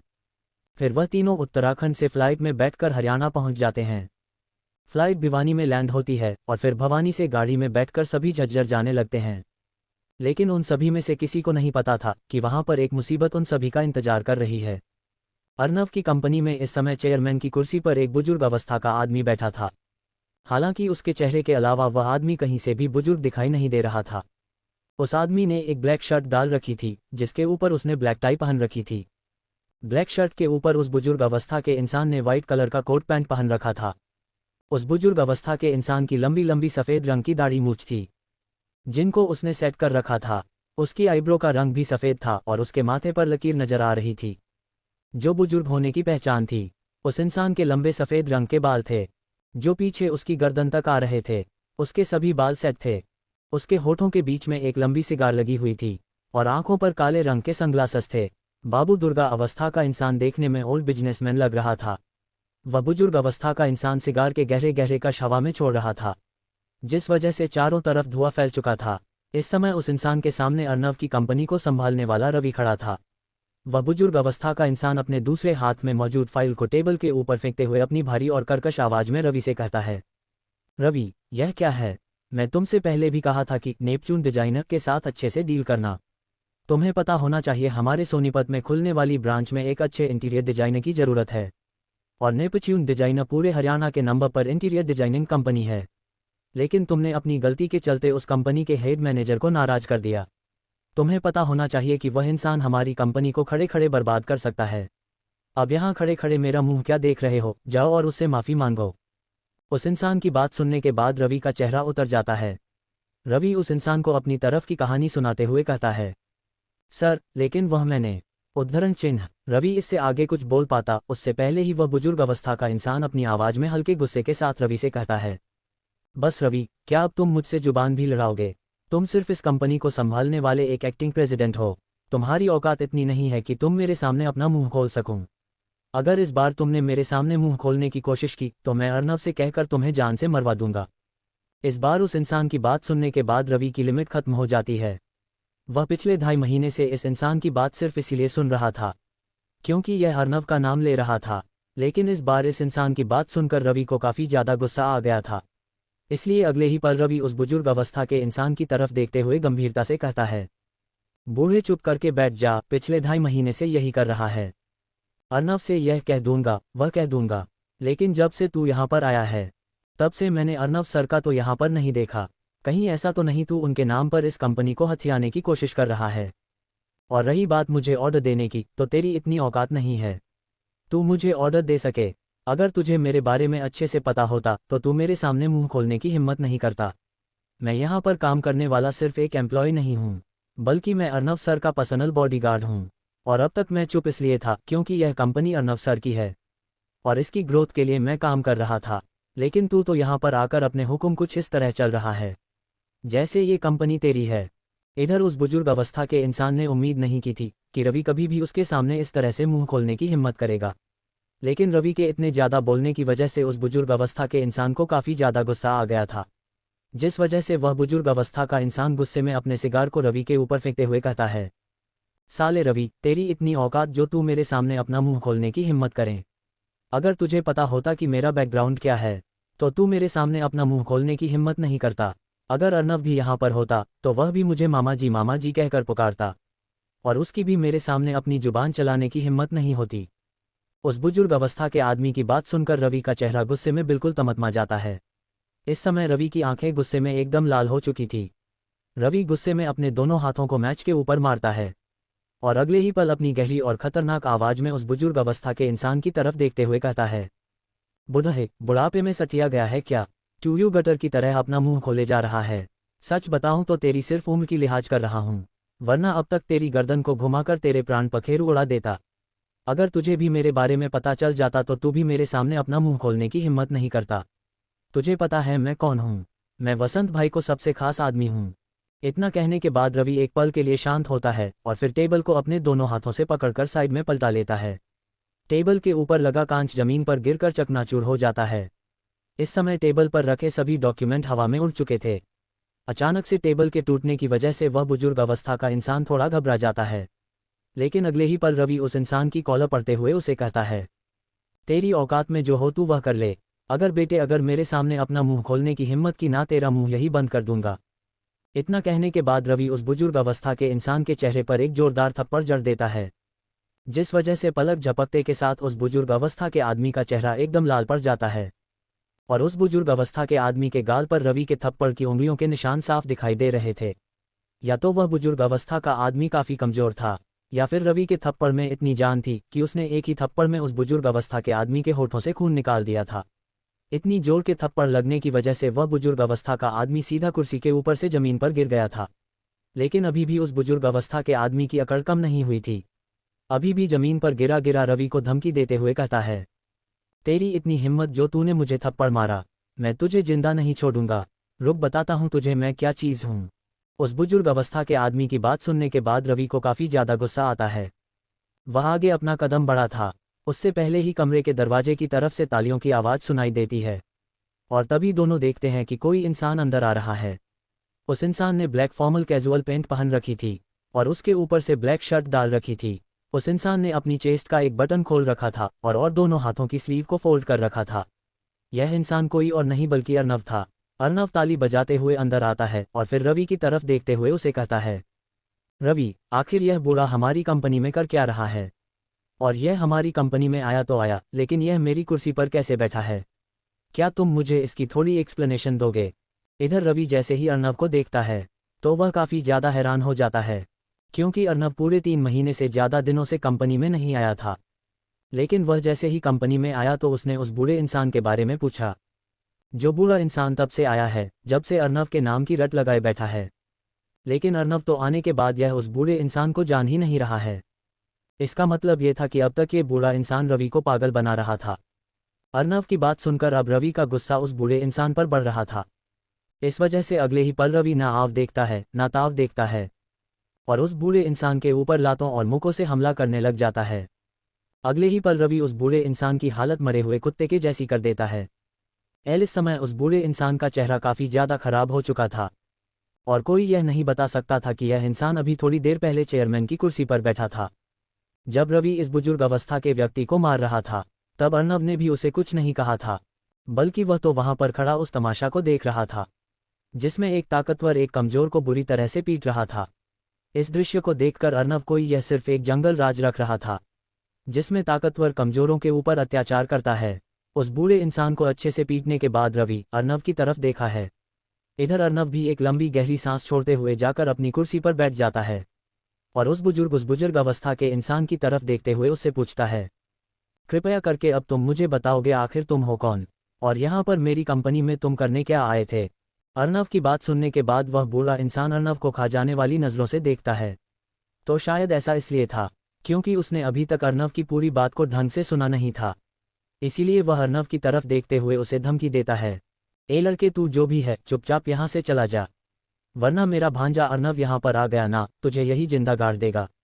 मैं सच बता रहा हूँ, अगर उसे यह पता चल गया कि तूने अपने आदमी से कहकर उसके मामा के ऊपर हमला करवाया है तो वह तुझे जान से मारने से पहले एक बार भी नहीं सोचेगा। अर्नव जैसे ही उसे व्यक्ति की बात सुनता है तो उसका चेहरा अजीब हो जाता है। उसे विश्वास नहीं हो रहा था कोई व्यक्ति उसी के सामने उसी के नाम की दोस्त जमाएगा। अर्नव को इतना तो पता चल गया था कि उस इंसान ने अर्नव की बात ढंग से नहीं सुनी है, इसलिए वह भी अब इस इंसान के आगे का नाटक देखना चाहता था। इधर उस व्यक्ति की बात सुनकर रवि को अब पूरा विश्वास हो गया था कि यह जो अर्नव के नाम से दोस्त जमाता था, इस बूढ़े इंसान ने खुद अर्नव को सामने नहीं देखा है। इधर अर्नव उस बूढ़े इंसान की पोल पट्टी खोलने के लिए खुद भी नाटक करते हुए कहता है, अच्छा, क्या सच में तुम्हारा भांजा इतना ताकतवर है कि वह मुझे जिंदा गाड़ देगा? वैसे क्या तुम मुझे अपना नाम बता सकते हो और क्या अपने भांजे को यहाँ पर बुला सकते हो? इधर अर्नव की बात सुनने के बाद उस बूढ़ा इंसान के चेहरे पर जंग जीतने के जैसी मुस्कान आ जाती है, जिस वजह से वह काफ़ी घमंडी आवाज में अर्नव से कहता है, हाँ, तुम बिल्कुल सही कह रहे हो, मेरा भांजा सच में इतना ताकतवर है कि वह तुम्हें जिंदा गाड़ देगा। और रही बात मेरी, मैं नारंग परिवार से सुरेश नारंग हूँ और रिश्ते में मैं अर्नव का मामा लगता हूँ। अर्नव जैसे ही उस इंसान की बात सुनता है तो वह काफ़ी ज़्यादा हैरान हो जाता है। ऐसा इसलिए था क्योंकि उसकी मम्मी का सरनेम भी नारंग था, लेकिन कभी भी उसकी मम्मी ने यह नहीं बताया था कि उसके किसी मामा का नाम सुरेश नारंग है, बल्कि उन्होंने तो ये बताया था कि उसके 2 मामा थे और उनके का नाम भरत नारंग और अमर नारंग है। उससे पहले तो यही लगता था कि उसकी मम्मी का परिवार भी कोई आम परिवार होगा, लेकिन जब से वह अपने नाना जी चंद्रेश से मिला है तब से उसे पता चला था कि उसका ननिहाल बहुत ताकतवर है। उसकी मम्मी के परिवार की गिनती भारत के 5 सबसे ताकतवर परिवारों में आती है और उसके नाना जी चंद्रेश नारंग, जिनको अब गुरु चंद्रेश भी कहा जाता है, वह इस परिवार के पूर्व राजा थे, जिस वजह से अब अर्नव की दिलचस्पी इस इंसान में और बढ़ गई थी। इसीलिए वह उस इंसान यानी सुरेश नारंग की तरफ देखते हुए कहता है, लेकिन मुझे नहीं लगता तुम्हारा भांजा इतना ज़्यादा ताकतवर, अगर है तो बुलाओ उसे, यही दूध का दूध और पानी का पानी हो जाएगा। क्यों, क्या कहते हो रवि, मैंने सही कहा ना? आखिर कौन है यह इंसान? क्या ये सच में नारंग परिवार है? आखिर सुरेश नारंग किस अर्नव की बात कर रहा है? क्या इन 3 महीनों में कोई और अर्नव बनकर घूम रहा है? इन सभी सवालों के जवाब जानने के लिए बने रहे हमारे साथ और पढ़ते रहिए माफिया किंग मुकुट अर्नव।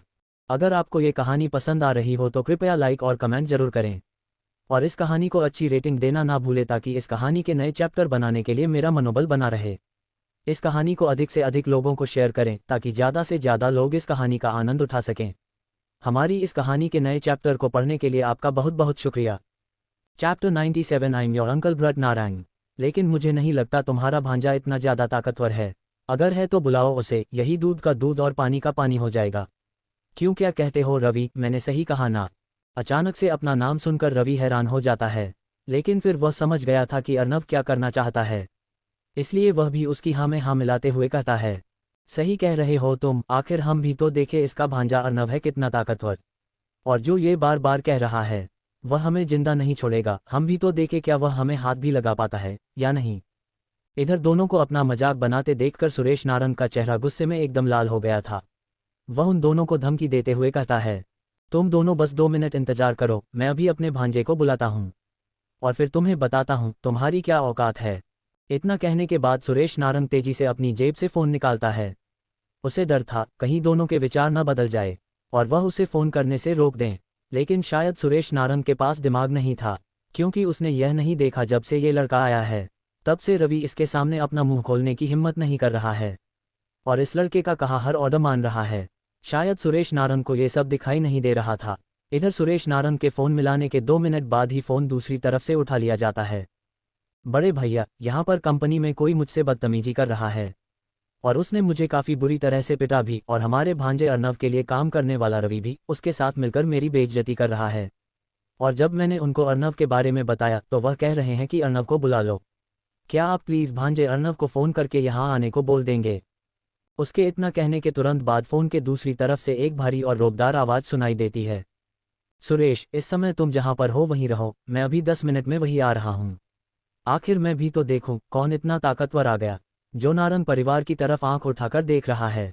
उस इंसान के इतना कहने के अगले ही पल फ़ोन कट जाता है। इधर अर्नव मोनाक लेवल पर पहुंच गया था, इसी वजह से वह फ़ोन के पीछे से उस इंसान की आवाज़ को अच्छे से सुन पा रहा था। अर्नव भी देखना चाहता था आखिर इस सुरेश नारंग नाम के व्यक्ति के पीछे ऐसा कौन है जिसकी वजह से यह इस तरह से बर्ताव कर रहा है। तकरीबन 15 मिनट के बाद कंपनी के बाहर सफ़ेद रंग के 7 गाड़ियों का काफिला आकर रुकता है। ये 7 गाड़ी काफ़ी ज़्यादा लग्जरी थी, इनमें से प्रत्येक गाड़ी की कीमत 1 करोड़ से ऊपर की थी। लेकिन उन गाड़ियों के काफिले में बीच में एक सफ़ेद रंग की बेंटले फ्लाइंग स्पर थी। उस गाड़ी की कीमत 7 करोड़ 50 लाख से ऊपर थी। आगे और पीछे वाली गाड़ियों से बॉडीगार्ड की एक लंबी कतार नीचे उतरती है और आसपास की जगह का जायजा करने लगती है। कुछ देर बाद एक बॉडीगार्ड तुरंत उस बेंटले का पीछे वाला दरवाज़ा खोलता है। तभी उसके अंदर से एक खतरनाक पर्सनैलिटी वाला मध्य अवस्था का इंसान नीचे उतरता है। उस इंसान ने वाइट फॉर्मल शूज और वाइट कलर की शर्ट के साथ साथ वाइट कलर का 3-पीस सूट डाल रखा था, जिसमें से ब्लेजर लॉन्ग ओवर ब्लेजर था। उस इंसान की दाढ़ी, मूंछ और बाल तीनों सफ़ेद रंग की थी। हालांकि उसके बालों का रंग जगह जगह से चांदी के रंग का था और उसकी आईब्रो भी चांदी के रंग की थी। उस इंसान की पुतलियां का बाहरी हिस्सा सफ़ेद रंग का था, जो उस इंसान को और ज़्यादा खतरनाक लुक दे रहा था। वह इंसान अपने बॉडीगार्ड की लंबी फौज के साथ कंपनी के अंदर प्रवेश करता है। उसके अंदर आने के बाद सभी एम्प्लॉय उसको देखने लग गए थे। लेकिन वह मध्य अवस्था का इंसान सभी को नज़रअंदाज करते हुए अपने भरी और लंबे कदमों से लिफ्ट की तरफ जाता है और चेयरमैन के ऑफिस की तरफ बढ़ जाता है। बाकी के उसके बॉडीगार्ड सीढ़ियों का इस्तेमाल करते हुए तुरंत थर्ड फ्लोर पर पहुंच जाते हैं। थर्ड फ्लोर पर आने के बाद सभी बॉडीगार्ड एक लंबी कतार में चेयरमैन के ऑफिस तक लाइन में खड़े हो जाते हैं। वह मध्य अवस्था का इंसान तुरंत चेयरमैन के ऑफिस का दरवाजा खोलते हुए अंदर जाता है। लेकिन वह मध्य अवस्था का इंसान जैसे ही अंदर जाता है, अंदर के नज़ारे को देखकर उसकी आईब्रो सिकुड़ जाती हैं। इस समय सुरेश नारंग जमीन पर किसी मरे हुए सुअर की तरह पड़ा था और सामने एक 20-21 साल का लड़का आराम से चेयरमैन की कुर्सी पर बैठा था। जब वह मध्य अवस्था का इंसान उस लड़के को ध्यान से देखता है तो उसे उस लड़के का चेहरा थोड़ा जाना पहचाना लगता है। वह मध्य अवस्था का इंसान किसी मूर्ति की तरह खड़ा होकर एकटक अर्नव को देख रहा था। कुछ देर तक अर्नव को ध्यान से देखने के बाद उस मध्य अवस्था के इंसान के मन में अर्नव का चेहरा साफ होने लगता है और वह तुरंत अर्नव को पहचान जाता है। और वह जैसे ही अर्नव को पहचानता है तो उसके चेहरे पर हैरानी साफ नजर आ रही थी। इधर जैसे ही सुरेश नारंग अपने सामने उस मध्य अवस्था के इंसान को देखता है तो तुरंत उसके शरीर में जान आ जाती है और वह खड़े होकर तुरंत उसे इंसान के पास जाता है और फिर अर्नव की तरफ उंगली करते हुए उस इंसान से कहता है, बड़े भैया यही वह इंसान है जिसने मेरी यह हालत की, आपको इसे सबक सिखाना होगा। ये हमारे नारंग परिवार की ताकत को कुछ भी नहीं समझ रहा है। इसने मेरे ऊपर हाथ उठाकर यह दिखा दिया कि यह नारंग परिवार से बिल्कुल भी नहीं डरता। वैसे बड़े भैया अर्नव यहाँ पर क्यों नहीं आया? क्या वह किसी जरूरी काम में है? सुरेश नारंग की बात सुनने के बाद वह मध्य अवस्था का इंसान अपने गर्दन घुमाते हुए सुरेश नारंग की तरफ देखता है। इस समय वह मध्य अवस्था का इंसान सुरेश नारंग को ऐसे देख रहा था जैसे सुरेश नारंग कोई पागल इंसान है। लेकिन फिर वह मध्य अवस्था का इंसान एक लंबी गहरी सांस छोड़ते हुए अपनी भारी और कर्कश आवाज में सुरेश नारंग से कहता है, अच्छा तो तुम्हें अर्नव से मिलना है, चलो तुम्हें मिला देता हूँ। इधर सुरेश नारंग जैसे ही उस मध्य अवस्था के इंसान के बात सुनता है तो उसकी आंखें चमकने लग जाती हैं। ऐसा इसलिए था क्योंकि भले ही वह अपने आप को अर्नव का मामा कहकर संबोधित कर रहा हो, लेकिन आज से पहले कभी भी उसने अर्नव को देखा तक नहीं था। इधर अपनी बात खत्म करने के बाद वह मध्य अवस्था का इंसान अपने कदम बढ़ाते हुए अर्नव की तरफ जाता है। इधर अर्नव भी अपनी कुर्सी पर बैठा उस मध्य अवस्था के इंसान की तरफ देख रहा था। इधर अर्नव के शरीर में मौजूद उसके गुरुदेव माधव तुरंत अपनी आत्मिक शक्तियों से इस मध्य अवस्था के इंसान की ताकत का अंदाजा लगाते हुए अर्नव से कहते हैं, अर्नव, यह मध्य अवस्था का इंसान स्काई रेलम किंग लेवल की फाइनल स्टेज का योद्धा है और इस योद्धा के पास थंडर एलिमेंट और आइस एलिमेंट की पावर है। अगर तुम्हारा इसके साथ मुकाबला होता है तो तुम्हारा इसे जीतना लगभग नामुमकिन है। इधर अपने गुरुदेव माधव की बात सुनने के बाद अर्नव काफ़ी ज़्यादा हैरान था। उसे विश्वास नहीं हो रहा था कि इस समय उसके सामने एक एडवांस स्टेट का किंग लेवल योद्धा खड़ा है। अर्नव इस योद्धा के लेवल को देखकर थोड़ा डर गया था, लेकिन वह अपने चेहरे पर प्रदर्शित नहीं होने देता। हालांकि भले ही अर्नव के पास उसके गुरुदेव थे जो सामने वाले योद्धा को एक चुटकी में खत्म कर सकते थे, अपने गुरुदेव की ताकत के ऊपर डिपेंड नहीं रहना चाहता था। इधर वह मध्य व्यवस्था का आदमी अर्नव के पास जाते हुए अपनी आंखों में प्रेम लिए अर्नव से कहता है, कैसे हो अर्नव बेटा? अर्नव उस मध्य अवस्था के आदमी की बात सुनकर हैरान हो गया था।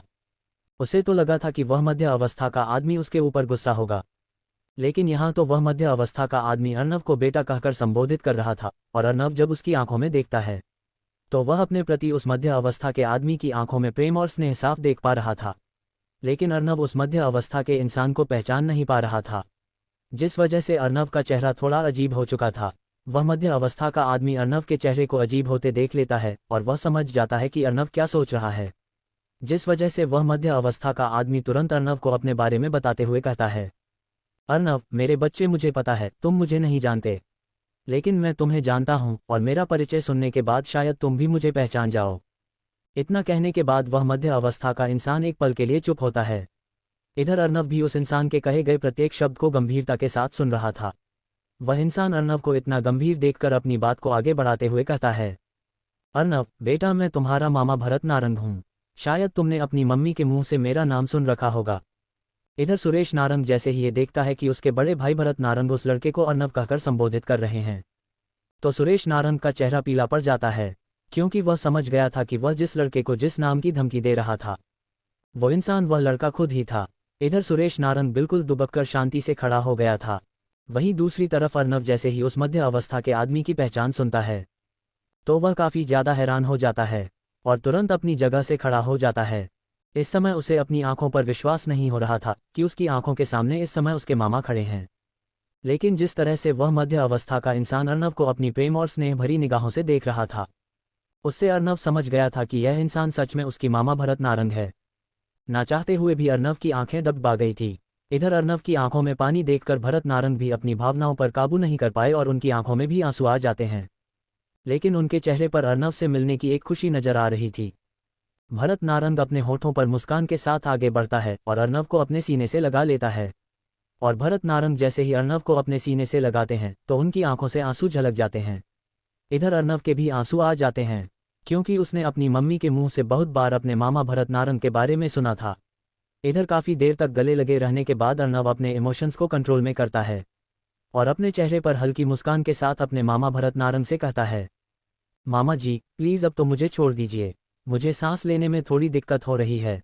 अर्नव की बात सुनकर भरत नारंग भी अपनी भावनाओं पर काबू करते हैं और अर्नव को अपने सीने से अलग करते हुए कहते हैं, अर्नव अब तू अपने मामा के पास आ गया है, अब तुझे थोड़ी सी भी दिक्कत नहीं सहनी पड़ेगी। किसी कारणवश मैं तुमसे नहीं मिल पाया, क्योंकि कुछ ऐसी चीज़ों ने हमें रोक रखा था जिनके विरुद्ध हम नहीं जा सकते थे, लेकिन अब तुम हमें मिल गए हो। अब भले ही हमें किसी की जान लेनी पड़े या फिर अपनी जान देनी पड़े, लेकिन हम तुमको अपने से दूर नहीं जाने देंगे। वैसे अर्नव दीदी और जीजाजी कहाँ पर है? अपने मामा भरत नारंग की बात सुनने के बाद अर्नव हैरान था। उसे समझ नहीं आ रहा था आखिर इतने ताकतवर लोगों को भी क्या चीज़ रोक सकती है, और ऐसी क्या चीज़ है जिससे इतने ताकतवर लोग भी डर रहे हैं। लेकिन अर्नव अपने मामा से इन सब चीज़ों के बारे में पूछकर उनके मूड की ऐसी तैसी नहीं करना चाहता था।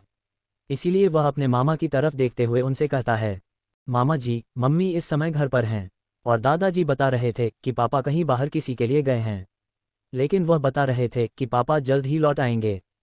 अर्नव की बात सुनकर उसके मामा भरत नारंग अर्नव की तरफ देखते हुए कहते हैं, ठीक है तो अर्नव पहले हम दीदी से मिलेंगे और फिर दीदी और तुम्हारे साथ नारंग परिवार के मैंशन में चलेंगे। नारंग मैंशन में सभी तुम्हारा इंतजार कर रहे हैं और सभी ने तुम्हारा स्वागत की तैयारी कर रखी है। और अमर भैया तो इतनी ज़्यादा खुश है कि उन्होंने पूरे मैंशन को सर पर उठा रखा है। पिताजी ने पहले ही बता दिया था कि तुम घर पर आने वाले हो, इसीलिए तुम्हारा स्वागत की तैयारी घर पर जोरों शोरों से चल रही है। इधर अर्नव अपने मामा भरत नारंग की बात सुनकर हल्का मुस्कुरा देता है और फिर सहमति में अपनी गर्दन हिलाते हुए वहां से जाने के लिए तैयार हो जाता है। लेकिन जाने से पहले वह रवि की तरफ देखते हुए उसे कहता है, रवि तुम मेरे साथ चलोगे और आज से तुम यहाँ कंपनी में काम नहीं करोगे, बल्कि अब कुछ और चीज़ है जो तुम्हें संभालनी है। इधर अर्नव की बात सुनकर रवि पहले तो काफ़ी हैरान हो गया था और डर गया था, लेकिन पूरी बात सुनने के बाद रवि भी अपनी गर्दन हिला देता है। इसके बाद अर्नव सुरेश नारंग की तरफ देखते हुए उसे कहता है, सुरेश मामा आज से रवि की पोजीशन पर बैठेंगे और इस पूरी कंपनी को संभालेंगे, और आपके साथ बुरे बर्ताव के लिए मैं आपसे माफ़ी मांगता हूँ। मुझे मालूम नहीं था कि आप सच में मेरे मामा हो, वरना मैं कभी भी आप पर हाथ नहीं उठाता। लेकिन याद रहे आगे से कभी भी इस तरह की गलती दोबारा ना हो, क्योंकि मैं रिश्तों को अलग और बिजनेस को अलग तरह से देखता हूँ और उम्मीद करता हूँ कि आपकी देखरेख में ये कंपनी और ज़्यादा प्रगति करेगी। आखिर अर्नव क्यों सुरेश नारंग को कंपनी का एक्टिंग प्रेसिडेंट बना रहा है? आखिर अर्नव के पिता जगदीश किस काम के लिए बाहर गए हुए हैं? क्या अर्नव को अपने ननिहाल में किसी मुश्किल का सामना करना पड़ेगा? इन सभी सवालों के बारे में जानने के लिए बने रहे हमारे साथ और पढ़ते रहिए mafia king Mukut Arnav. Chapter 98 head towards home.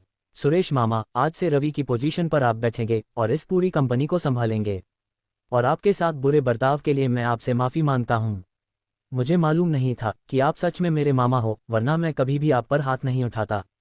लेकिन याद रहे आगे से कभी भी इस तरह की गलती दोबारा ना हो, क्योंकि मैं रिश्तों को अलग और बिजनेस को अलग तरह से देखता हूँ और उम्मीद करता हूँ कि आपकी देखरेख में ये कंपनी और ज़्यादा प्रगति करेगी। अर्नव ने सुरेश नारंग को कंपनी का एक्टिंग प्रेसिडेंट इसलिए बनाया था क्योंकि वह जब कंपनी में आया था तो उसने अच्छे से देखा था कि इन 3 महीना में उसकी कंपनी की ग्रोथ कितनी ज़्यादा बढ़ गई है, और यह सब सिर्फ और सिर्फ सुरेश नारंग की वजह से हुआ है। देखा जाए तो इन 3 महीनों में ही कंपनी का एनुअल प्रॉफिट 2 गुना हो गया था। भले ही सुरेश नारंग अपने साथ काम करने वाले लोगों के ऊपर अपनी ताकत का घमंड झाड़ता है, लेकिन हम यह नहीं कह सकते कि वह कुछ नहीं कर सकता। हर व्यक्ति की एक अच्छी साइड और एक बुरी साइड दोनों होती है। इसीलिए हम सुरेश नारंग को यह नहीं कह सकते कि उसे बिजनेस करना नहीं आता, बल्कि वह तो उसे उल्टा बिजनेस की काफ़ी अच्छी नॉलेज है।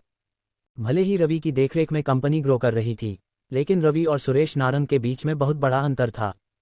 जहां पर सुरेश नारंग शुरू से ही बिजनेस के बारे में पढ़ता और सुनता आ रहा था, वही रवि को बिजनेस के बारे में थोड़ा बहुत अंदाजा था और वह ज़्यादातर अंडरवर्ल्ड से जुड़ा हुआ रहता था।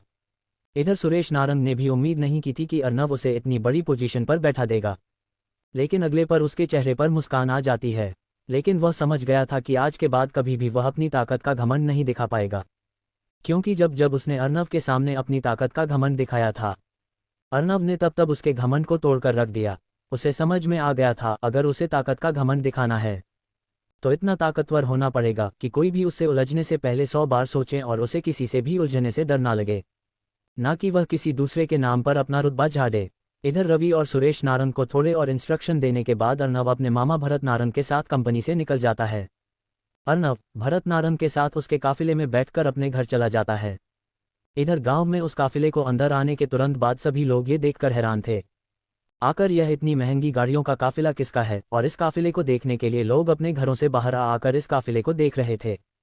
जब सभी लोग ये देखते हैं कि यह गाड़ियों का काफिला जगदीश के घर के बाहर जाकर रुका है तो सब हैरान हो जाते हैं। इसके बाद अर्नव और उसके मामा भरत नारंग घर के अंदर जाते हैं। वहीं उनके सभी बॉडीगार्ड घर के बाहर ऐसे खड़े हो जाते हैं जैसे उस घर को प्रोटेक्शन दे रहे हो।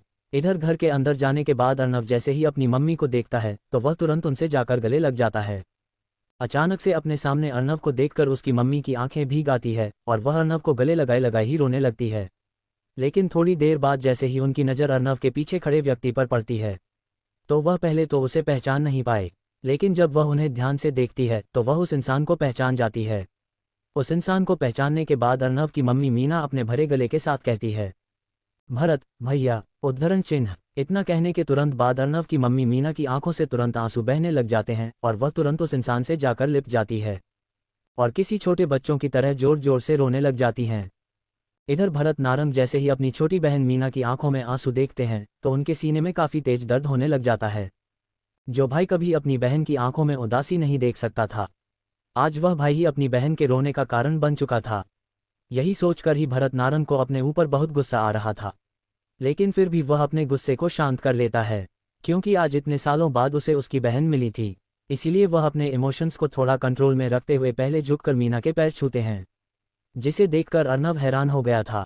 लेकिन अगले ही पल भरत नारंग अपनी बहन मीना से कहते हैं, दीदी, आपने बहुत सालों से बहुत कष्ट सहे हैं, लेकिन अब इन कष्टों को खत्म करने का समय आ गया।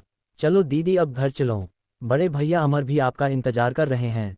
अर्नव की मम्मी मीना भरत नारंग से छोटी होते हुए भी भरत नारंग उन्हें दीदी इसलिए कह रहा था क्योंकि उनकी शादी हो गई थी।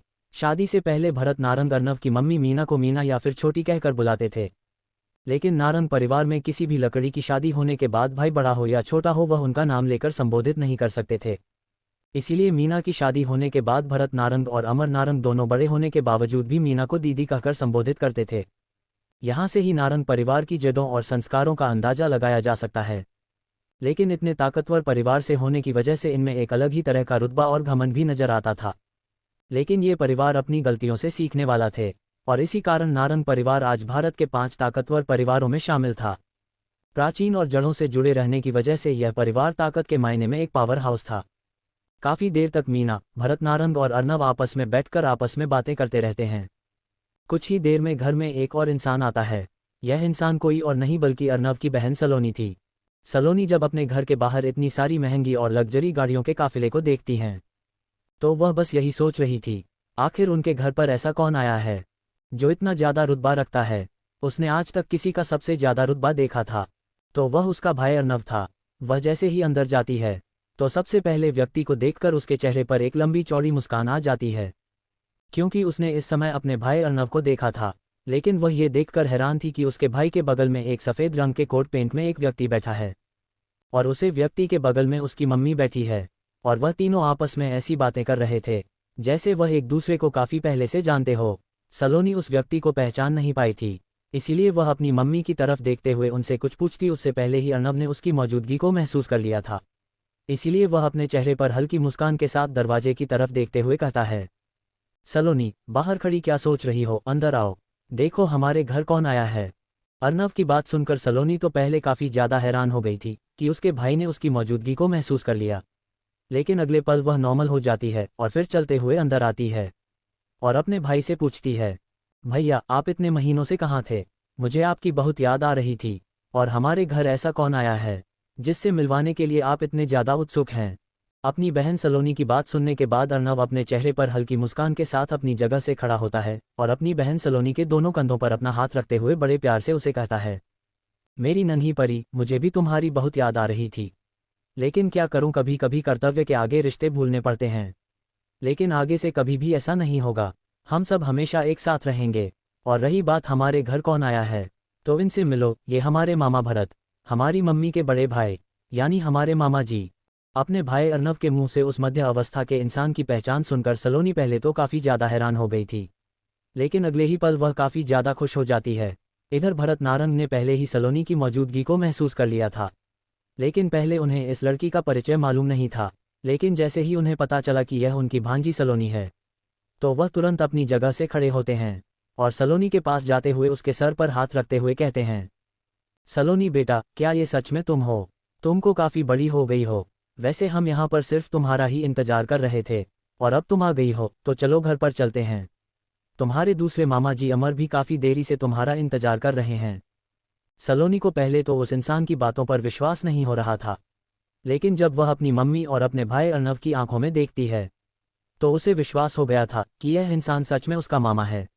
इसलिए वह भी तुरंत झुककर उनके पांव छूने लगती है। लेकिन भरत नारंग तुरंत अपने कदम पीछे करते हुए कहते हैं, नहीं बेटा, मुझे इस अपराध के तले मत दबाओ। हमारे घर में बेटियां पाँव नहीं छूती। महिलाओं और लड़कियों का सम्मान हमारे परिवार में बहुत ऊंचा है। तुम मेरे पाँव छूकर क्यों मुझे नरक में भेज रही हो? इधर अपने मामा भरत नारंग की बात सुनकर सलोनी काफ़ी ज़्यादा हैरान हो जाती है, लेकिन अपने मामा की बात सुनकर अर्नव को समझ में आता है क्यों उन्होंने अपने से छोटी होने के बावजूद भी अपनी बहन यानी कि उसकी मम्मी के पैर छुए। यही सोचकर ही उसका मन गदगद हो चुका था कि वह एक ऐसे परिवार से संबंधित है जिनके संस्कार इतने उच्च हैं।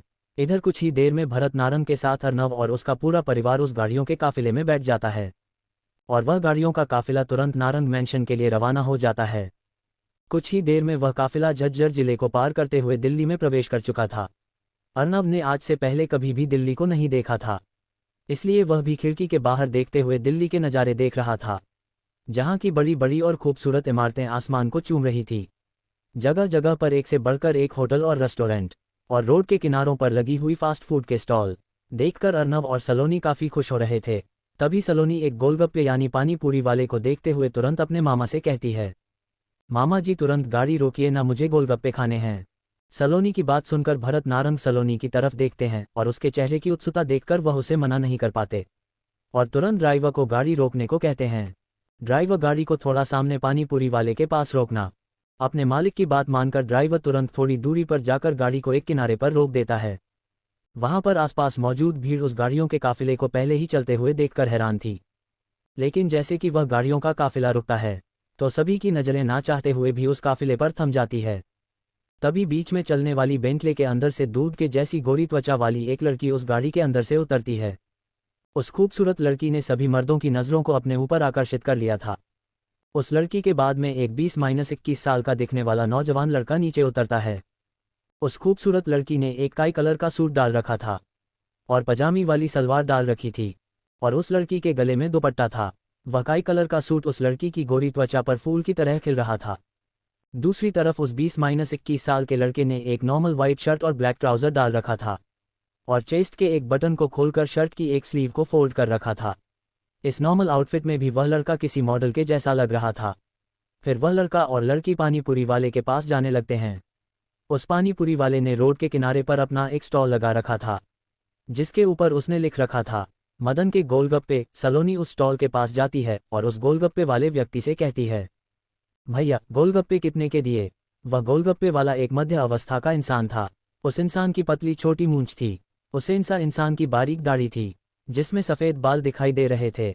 उसके काले बालों में भी बहुत से बाल सफ़ेद हो रखे थे, जिस वजह से उसके काले और सफ़ेद रंग के मिक्स बाल थे। यह इंसान इस रेहड़ी का मालिक मदन था। सलोनी की बात सुनने के बाद मदन उसकी तरफ देखते हुए कहता है, 20 के 4 देते हैं जी।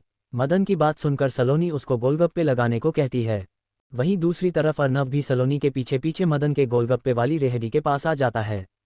लेकिन अर्नव जैसे ही पास आकर मदन को देखता है तो अचानक से उसकी आंखें गंभीर हो जाती हैं।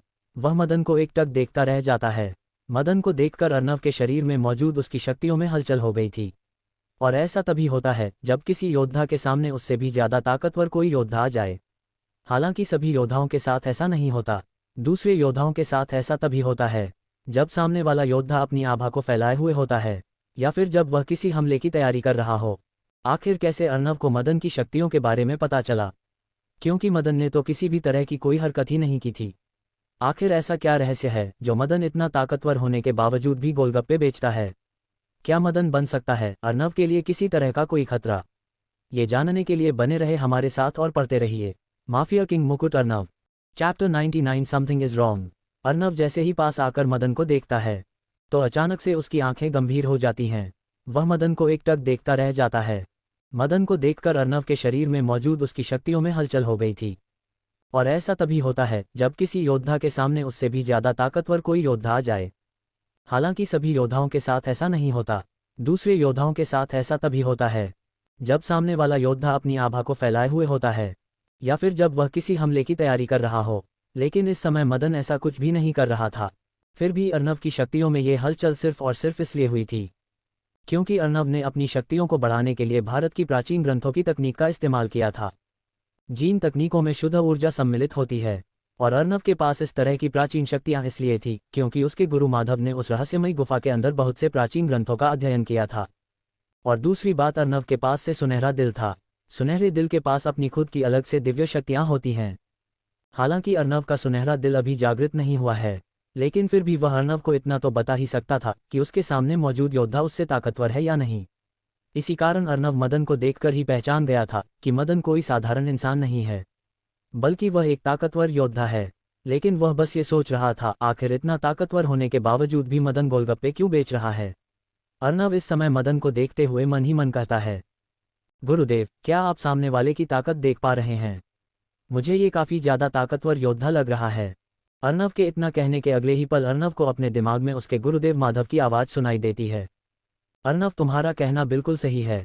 यह एक सामान्य इंसान नहीं है, बल्कि बहुत ही ताकतवर योद्धा है। ये योद्धा तुम्हारे मामा से भी ज़्यादा ताकतवर है। ये एम्परर लेवल एडवांस्ड स्टेज का योद्धा है। लेकिन मुझे समझ नहीं आ रहा, इतना ताकतवर होने के बावजूद भी यह इंसान गोलगप्पे क्यों बेच रहा है। जिस पर अर्नव भी मन ही मन कहता है, मुझे क्या पता गुरुदेव, मैं भी इसी बारे में सोच रहा हूँ। इधर अर्नव मन ही मन अपने गुरुदेव से बात कर रहा था। वही मदन की भी नज़र अर्नव के ऊपर चली जाती है। वह अर्नव के गंभीर चेहरे को देखकर हैरान था। मदन अर्नव को थोड़ा ध्यान से देखते हुए मन ही मन कहता है, इस योद्धा की उम्र कितनी कम है, लेकिन ताकत के मामले में ये सभी जवान पीढ़ी के योद्धाओं से काफ़ी आगे हैं। यह अभी से ही शुरुआती चरण के मोनाक लेवल का योद्धा बन चुका है। लेकिन यह मुझे देखकर इतना गंभीर क्यों है? क्या इसने कहीं मेरी शक्तियों को महसूस तो नहीं कर लिया? नहीं, ऐसा नहीं हो सकता। मैंने तो अपनी शक्तियों को बिल्कुल दबा रखा है।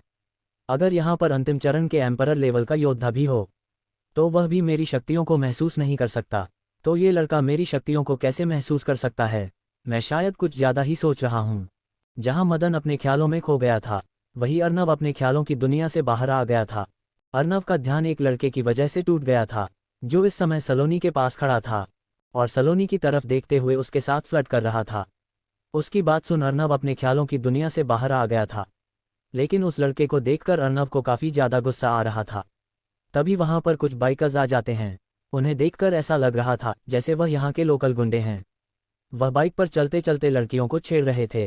तभी सबसे आगे चलने वाले बाइक पर मौजूद लड़के की नज़र सलोनी पर जाकर रुक जाती है और वह उसकी तरफ देखते हुए अपनी आवाज़ में वह शीप न लाते हुए कहता है, क्या कमाल की आइटम है रे। अगर यह है मेरे बेड पर आ जाए तो कसम से इसके ऊपर अपनी पूरी दौलत उड़ा दो। इसके शरीर के हर अंग का घुमावदार हिस्सा मेरे उस अंग को उठा रहा है रे। अर्नव एक मोनाक लेवल का योद्धा था, इसीलिए वह उस बाइकर की आवाज़ को सुन सकता था, जिसे सुनने के बाद अर्नव के हाव भाव बदल जाते हैं। पहले तो उसे उस लड़के के ऊपर गुस्सा आ रहा था, जो लड़का सलोनी के साथ फ्लर्ट कर रहा था। लेकिन भले ही वह लड़का सलोनी के साथ फ्लर्ट कर रहा था, लेकिन उसने अपनी मर्यादा नहीं लांघी थी और उल्टा सलोनी को भी उस लड़के के साथ बात करने में मजा आ रहा था। अर्नव उस लड़के को देखकर ही पहचान गया था कि यह लड़का जरूर ही किसी अमीर परिवार से है, क्योंकि उस लड़के ने काफ़ी ब्रांडेड कपड़े पहन रखे थे।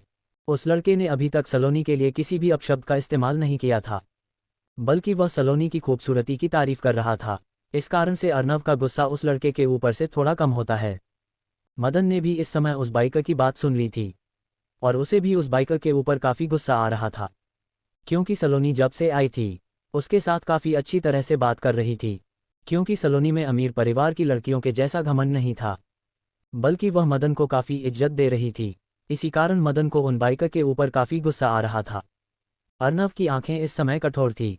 उस व्यक्ति को देखने के तुरंत बाद अर्नव को पता चल गया था कि वह एक मामूली गुंडा है। वह बाइकर कोई योद्धा नहीं है।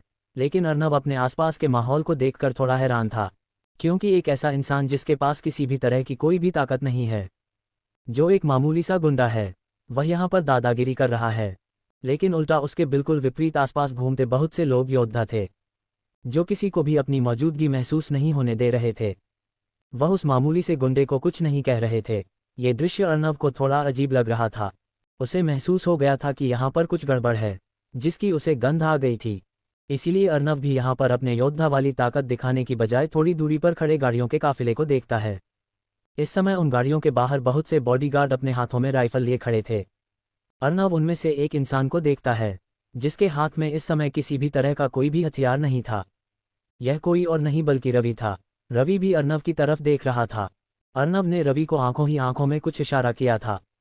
रवि अर्नव के इशारे को अच्छे से समझ गया था। रवि तुरंत अपनी पलकें झपकाता है और अपनी गर्दन को हाँ में हिलाते हुए उस बाइकर की तरफ जाने लगता है। अर्नव के मामा जी भरत नारंग में भी अर्नव के इशारे को देखा था, लेकिन वह अर्नव की आंखों के इशारे को समझ नहीं पाए थे। इधर रवि तुरंत उस बाइकर के पास पहुंच गया था और इधर उधर देखता है। अगले ही पल अपनी कमर के पीछे से पिस्तौल निकालकर उस बाइकर की चेस्ट पर रख देता है और ट्रिगर दबा देता है। अगले ही पल पूरे रोड पर गोली चलने की एक हल्की दबी हुई आवाज सुनाई देती है। बैंग, उद्धरण चिन्ह। कोई कुछ समझ पाता उससे पहले ही वह बाइकर बाइक पे से नीचे गिर जाता है और उसके ऊपर बाइक गिर जाती है। उस गुंडे के साथी अपने लीडर को इस तरह से गिरता देखकर तुरंत वहां से भाग जाते हैं। इधर भरत नारंग भी हैरान थे। उन्हें समझ नहीं आ रहा था क्यों रवि ने उस गुंडे को गोली मारी, लेकिन कहीं ना कहीं उन्हें पता था कि रवि को गोली मारने का ऑर्डर अर्नव ने दिया है, इसीलिए वह ज़्यादा कुछ रिस्पॉन्स नहीं करते। उस गुंडे को गोली मारने के बाद रवि स्क्वाट पोजीशन में बैठकर उस गुंडे की तरफ देखते हुए उसे कहता है, मुझे नहीं पता क्यों मेरे मास्टर ने तुझे गोली मारने का ऑर्डर दिया है, लेकिन शुक्र मना उन्हें ज़्यादा गुस्सा नहीं आया, वरना वह तुझे यही ज़मीन में जिंदा गाड़ देते। और वैसे भी तू अभी भी जिंदा नहीं बचेगा, लेकिन मरने के बाद यमराज से जरूर पूछना, आखिर किस वजह से तुझे यूं अचानक मौत को गले लगाना पड़ा। इतना कहने के बाद रवि उस गुंडे की चेस्ट की लेफ्ट साइड में गन रखता है और 2 बार गोली चला देता है। बैंग, उद्धरण चिन्ह, बैंग, उद्धरण चिन्ह। और पलक झपकते के साथ रवि की बंदूक से निकली गोली उस गुंडे के दिल को भेद देती है। इस दृश्य को देखकर वहां आसपास की भीड़ इधर उधर भागने लग जाती है। इधर उस गुंडे को मारने के बाद रवि वहां से जाने ही लगता है। तभी एक इंसान उसका रास्ता रोकते हुए रवि के सिर पर एक लोहे की पाइप से हमला कर देता है। अचानक अपने ऊपर हुए इस हमले से रवि अपने आप को बचा नहीं पाया, जिस वजह से उसकी आंखों के सामने अंधेरा छा जाता है। इधर उस आदमी के मारने के तुरंत बाद 7-8 लोग रवि को चारों तरफ से घेर लेते हैं। इधर अर्नव जब इस दृश्य को देखता है तो तुरंत सलोनी का हाथ पकड़ लेता है और सलोनी को मदन की तरफ हल्का धकेलते हुए मदन से कहता है, सीनियर, उम्मीद करता हूं कि आप मेरी छोटी बहन की रक्षा करोगे। इतना कहने के अगले ही पल अर्नव तुरंत रवि की तरफ चला जाता है। हालांकि अर्नव तो चला गया था, लेकिन इस समय मदन के चेहरे पर हवाएं उड़ चुकी थी, क्योंकि सामने वाले ने उसे सीनियर कहा था। इस एक शब्द से ही मदन समझ गया था कि अर्नव को उसकी ताकत के बारे में पता है, लेकिन वह बस ये सोच रहा था, आखिर कैसे अर्नव को ये पता कि वह एक योद्धा है। इधर सलोनी भी अचानक से रोड पर हुई इस हरकत की वजह से घबरा गई थी। इधर अर्नव अपनी पूरी रफ्तार से रवि की तरफ दौड़ रहा था, लेकिन रवि की तरफ जाते हुए अर्नव के हाथ अजीब तरह से मूवमेंट कर रहे थे। अर्नव की रफ्तार इतनी तेज थी कि पलक झपकते के साथ वह सभी गुंडों के सामने आ गया था। उनमें से कोई गुंडा कुछ समझ पाता उससे पहले ही अर्नव एक गुंडे के ऊपर अपने हाथ से उस गुंडे की गर्दन पर हमला कर देता है। अर्नव का दाएं और बाएं दोनों हाथ उसकी चिटली उंगली से लेकर कोहनी तक बिजली तत्व की एक किरण नजर आती है, और अगले ही पल उस गुंडे की गर्दन उसके धड़ से अलग होकर जमीन पर गिर जाती है।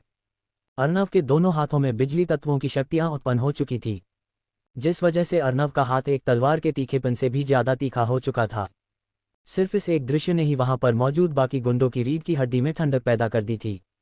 इस दृश्य को देखकर आसपास घूमते बहुत से योद्धा भी हैरान हो गए थे। ऐसा इसलिए था क्योंकि अर्नव ने सिर्फ अपने नंगे हाथों से ही एक इंसान की गर्दन को उसके धड़ से अलग कर दिया था, और वह भी इस तरह से जैसे उसके हाथ में कोई ताकतवर तलवार हो। लेकिन मदन ने अर्नव के हाथों से निकलते बिजली तत्व की शक्तियां देख ली थी, लेकिन फिर भी वह हैरान था कि कोई योद्धा अपने नंगे हाथों से किसी इंसान की गर्दन कैसे काट सकता है।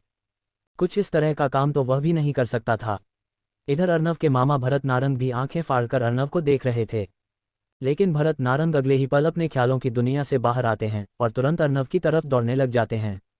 भरत नारंग अपनी आंखों में हत्या के इरादे के साथ अर्नव के चारों तरफ खड़े बाकी के गुंडों को देखते हैं और अगले ही पल अपने हाथों में बर्फ तत्व की शक्ति का इस्तेमाल करते हुए अनेकों बर्फ के खंजर बना देते हैं और तुरंत उन गुंडों की तरफ फेंक देते हैं। प्रतिक्रिया देने से पहले ही सभी गुंडे उन बर्फ के खंजर के लगने से मौत के घाट उतर चुके थे। भरत नारंग के बर्फ तत्व के खंजर इतने ताकतवर थे, जिस भी गुंडे को वह खंजर लगे थे उन गुंडों के शरीर पर बर्फ की परत चढ़ने लग गई थी। रवि इस समय अपने सर पर लोहे की रोड लगने से बेहोश हो चुका था। उसने आखिर में जो दृश्य देखा था वही ये था कि अर्नव उसे बचाने के लिए आ चुका था और उसने एक गुंडे पर हमला कर दिया था। इधर मदन जब भरत नारंग के पास बर्फ तत्व की शक्ति देखता है तो वह काफ़ी ज़्यादा हैरान हो जाता है, क्योंकि बर्फ तत्व की शक्तियों को हासिल करना कोई आम बात नहीं होती। ज़्यादातर बर्फ तत्व की शक्तियाँ आइस टावर के योद्धाओं के पास होती है और शायद सामने मौजूद योद्धा आइस टावर से संबंधित है। इधर सभी गुंडों के मरने के बाद अर्नव मदन के पास जाता है और मदन की तरफ देखते हुए काफ़ी विनम्रता से कहता है, सीनियर, आपका बहुत बहुत शुक्रिया। सलोनी भी अपने भाई को देखकर तुरंत उसके पास चली जाती है।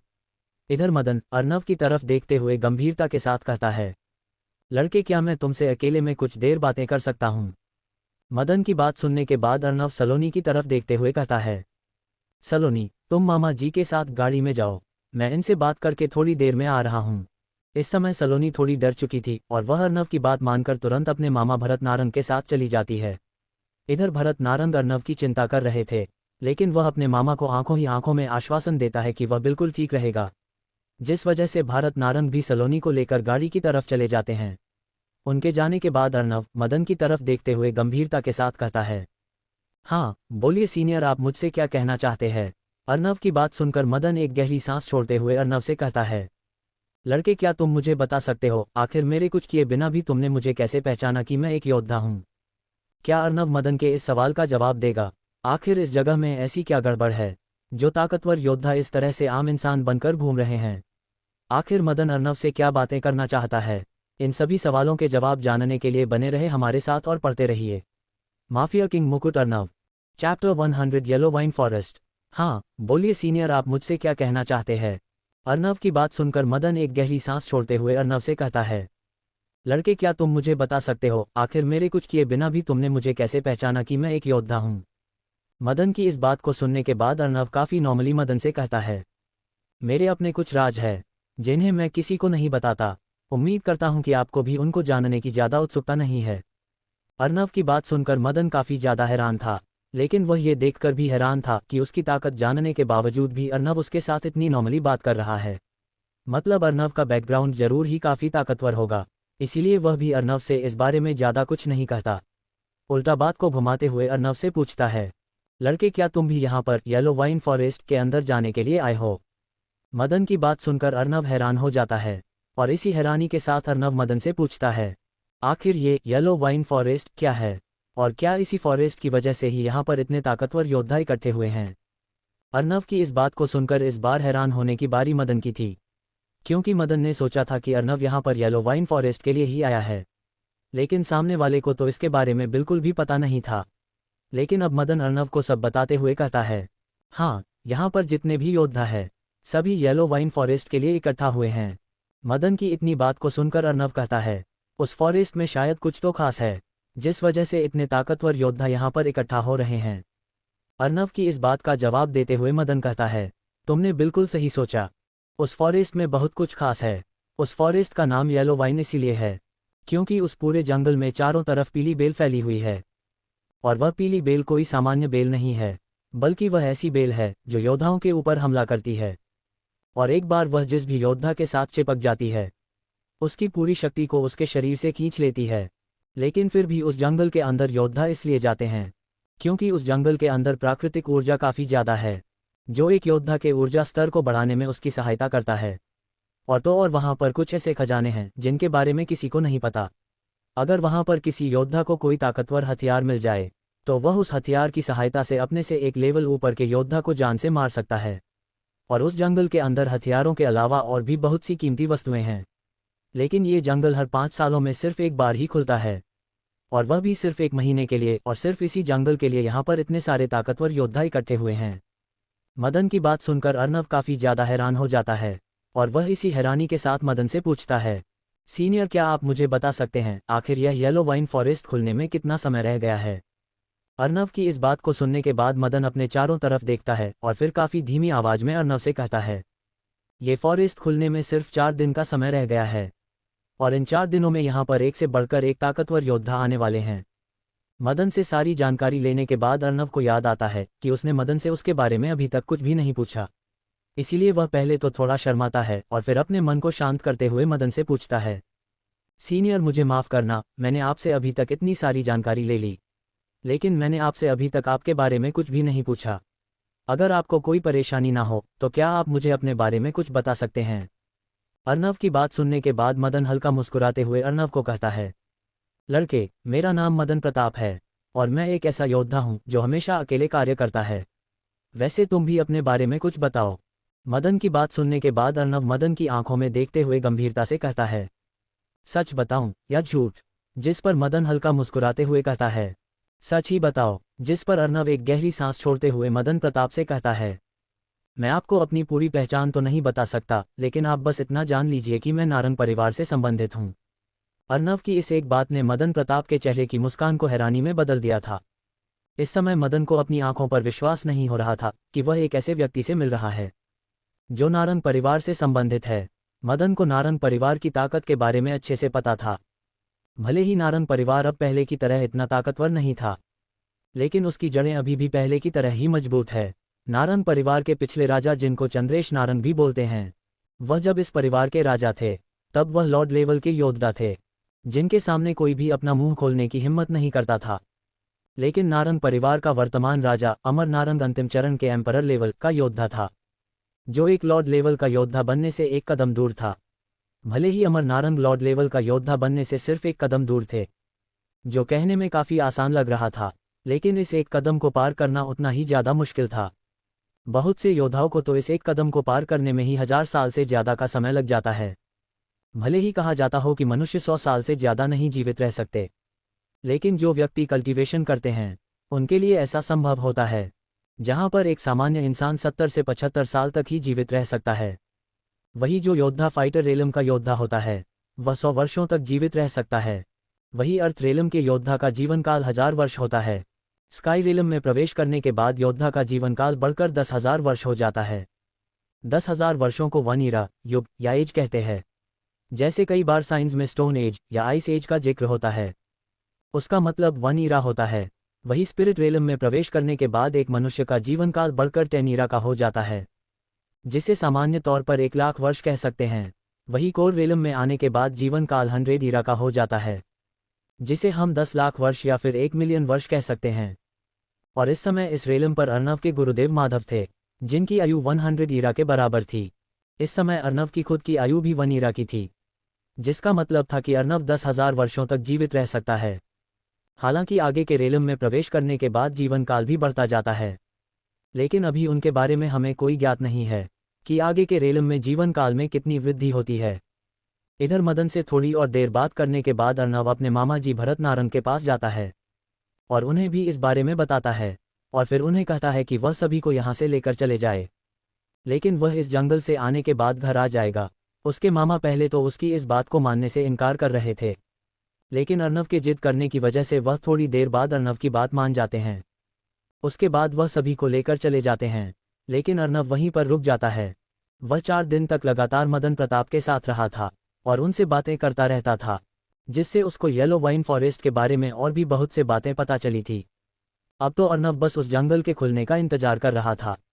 अर्नव ये देखकर हैरान था कि जैसे जैसे जंगल के खुलने की समय सीमा पास आ रही है, वैसे वैसे यहाँ पर योद्धाओं की गिनती बढ़ती जा रही थी। अगर नॉर्मली देखा जाए तो यहाँ पर इस समय 10,000 से ज़्यादा योद्धा आ चुके थे। अर्नव को मदन से पहले चल चुका था कि इस जंगल में प्रवेश करने वालों की संख्या कभी भी कम नहीं रहती, और सबसे अहम बात तो ये थी कि इस जंगल में एक बार प्रवेश करने के बाद एक योद्धा दूसरी बार प्रवेश कर ही नहीं सकता था। अगर वह किसी तरह से जंगल में दूसरी बार प्रवेश कर लेता है तो वह जंगल उस योद्धा को बाहर नहीं आने देता और पीली बेलों में फंसाकर उस योद्धा को जान से मार देता है। मदन ने अर्नव को एक और बात बताई थी जिसे सुनकर अर्नब हैरान हो गया था। और वह बात थी कि एक बार इस जंगल में एक मध्यचरण एम्परर लेवल के योद्धा तक को जान से मार दिया था। इस बात को सुनने के बाद अर्नब के रोंगटे खड़े हो गए थे। वह यह महसूस भी नहीं करना चाहता था कि जब एक जंगल एम्परर लेवल के योद्धा तक को मार सकता है तो वह कितना ताकतवर होगा। इस दौरान अर्नब ने अपने गुरुदेव माधव से भी बहुत सारी बातें की थी, जिस दौरान गुरुदेव माधव ने भी उसे बहुत सी जानकारी प्रदान की थी। इसी तरह समय बीतता रहा और पलक झपकते के साथ 4 दिन बीत जाते हैं। 4 दिन बीत जाने के बाद अगले दिन सभी योद्धा एक खंडहर की तरफ जाने लग जाते हैं। अर्नब भी कुछ ही देर में मदन प्रताप के साथ उस खंडहर की तरफ जाने लगता है। तकरीबन आधे घंटे तक चलने के बाद अर्नब और मदन प्रताप एक खंडहर के पास पहुंच जाते हैं, जिसके अंदर से अर्नब शक्तियों की लहर को महसूस कर पा रहा था। इस शक्तियों की लहर को महसूस कर अर्नब को अपने दिमाग में अपने गुरुदेव माधव की गंभीर आवाज़ सुनाई देती है। अर्नब इस शक्तियों की लहर में प्रचुर मात्रा में प्राकृतिक ऊर्जा महसूस हो रही है। और मैं महसूस कर पा रहा हूँ कि इस शक्तियों की लहर में प्राकृतिक ऊर्जा के साथ साथ आत्मिक शक्तियाँ भी मौजूद है। अगर कोई योद्धा इस जंगल में जाकर अपनी आत्मिक शक्तियों को जागृत करना चाहे तो वह कर सकता है। अर्नब, मैं चाहता हूँ कि तुम अपनी आत्मिक शक्तियों को भी विकसित करो। इसीलिए इस जंगल में जाने के बाद एकांत में कोई जगह ढूंढना और फिर मैं तुम्हारी आत्मिक शक्तियों को जागृत करने की प्रक्रिया शुरू करवा दूंगा। लेकिन मैं तुम्हें पहले ही चेतावनी दे रहा हूं कि इस जंगल में तुम्हारे लिए खतरनाक सिर्फ पीली बेल ही नहीं बल्कि 20 भी होंगे। अपने गुरुदेव माधव की बात सुनने के बाद अर्नब का चेहरा भी गंभीर हो जाता है, लेकिन अर्नब फैसला कर लेता है जैसे उसके गुरुदेव माधव बोल रहे हैं वह बिल्कुल वैसा ही करेगा। कुछ देर में अर्नब मदन प्रताप के साथ खंडहर के अंदर प्रवेश कर जाता है। खंडहर की थोड़ी गहराई में जाने के बाद अर्नब देख पा रहा था शक्तियों की मदद से एक रास्ता बना हुआ है, लेकिन उस रास्ते के बीचों बीच सफ़ेद रंग का घना कोहरा था, जिसके दूसरी तरफ अर्नब देख भी नहीं पा रहा था। इधर अर्नब की पहनी गई लाल अंगूठी के अंदर गुरुदेव माधव खड़े थे। वह अपनी आत्मिक शक्तियों से उस कोहरे के दूसरी तरफ देखने की कोशिश कर रहे थे, और जैसे जैसे उनकी आत्मिक शक्तियां उस सफ़ेद कोहरे के दूसरी तरफ जा रही थी वैसे वैसे उनकी आंखें हैरानी में छोटी हो रही थी। उनके चेहरे के हाव भाव इस समय काफ़ी गंभीर हो चुके थे। अर्नब मदन प्रताप की तरफ देखता है और फिर मदन प्रताप के साथ उस सफ़ेद कोहरे से होते हुए जंगल के अंदर प्रवेश कर जाता है। अर्नब जैसे ही जंगल में प्रवेश करता है तो वह अपने सामने बड़े बड़े पेड़ देख पा रहा था, जिनके चारों तरफ पीले रंग की बेल लिपटी हुई थी। उस जंगल में काफ़ी ज़्यादा पेड़ थे, जिस वजह से सूर्य की किरण छनते हुए जमीन पर गिर रही थी। अर्नब को यह दृश्य काफ़ी ज़्यादा लुभावना लग रहा था, क्योंकि चारों तरफ पेड़ पौधे फूल आदि दिखाई दे रहे थे। अर्नब को ऐसा लग रहा था जैसे वह स्वर्ग के गार्डन में आ गया है। अर्नब के चेहरे पर इस समय हल्की मुस्कान थी। वहां पर जितने भी योद्धा आए थे वह सभी इस दृश्य को देखकर मोहित हो गए थे। अर्नब जब इस दृश्य के आनंद ले रहा था तभी अर्नब के कानों में एक हैरानी भरी आवाज़ सुनाई देती है। अर्नब, यह क्या कर रहे हो? यह कोई आनंद लेने की जगह नहीं है, ये काफ़ी ज़्यादा खतरनाक जगह है। अंदर आने के बाद मैंने इसकी जांच की तो मुझे पता चला कि यह कोई जंगल वंगल नहीं है। इस जगह पर सबसे ज़्यादा पीली बेल पाई जाने की वजह से इन सभी योद्धाओं ने इसका नाम येलो वाइन फॉरेस्ट रख दिया। लेकिन ये कोई फॉरेस्ट नहीं है, बल्कि यह तो किसी ताकतवर योद्धा कब्र है। इसके बारे में किसी को नहीं पता। तुमको यहाँ पर अपना प्रत्येक कदम फूंक फूंक कर रखना होगा। अपने गुरुदेव माधव की बात सुनने के बाद अर्नब काफ़ी ज़्यादा हैरान हो गया था। इस समय उसके चेहरे का रंग पूरी तरह से उड़ चुका था। उसे विश्वास नहीं हो रहा था कि वह इस समय एक जंगल में नहीं बल्कि कब्र में खड़ा है, जहां पर चारों तरफ खतरा ही खतरा है। इधर मदन प्रताप भी अपने सामने मौजूद दृश्य के आनंद ले रहा था, लेकिन अगले ही पल उसकी नज़र अर्नब के चेहरे के उड़े हुए रंग पर जाती है, जिसे देखकर वह काफ़ी ज़्यादा हैरान हो जाता है। लेकिन मदन प्रताप अर्नब की तरफ देखते हुए पूछ ही लेता है, अर्नब, क्या हुआ? इस समय तुम्हारे चेहरे का रंग क्यों उड़ा हुआ है? क्या यहाँ पर तुम्हें कुछ गलत लग रहा है? आखिर अर्नब मदन के सवाल का क्या जवाब देगा? क्या अर्नब मदन को बता देगा कि वह इस समय जंगल में नहीं बल्कि कब्र में है? आखिर यह कब्र है तो किस योद्धा की? आपका साथ ही हमारी कहानियों की जान है। नई और रोमांचक कहानियों के लिए एम स्टोरी को सब्सक्राइब करें। जल्द मिलेंगे एक नई कहानी के साथ।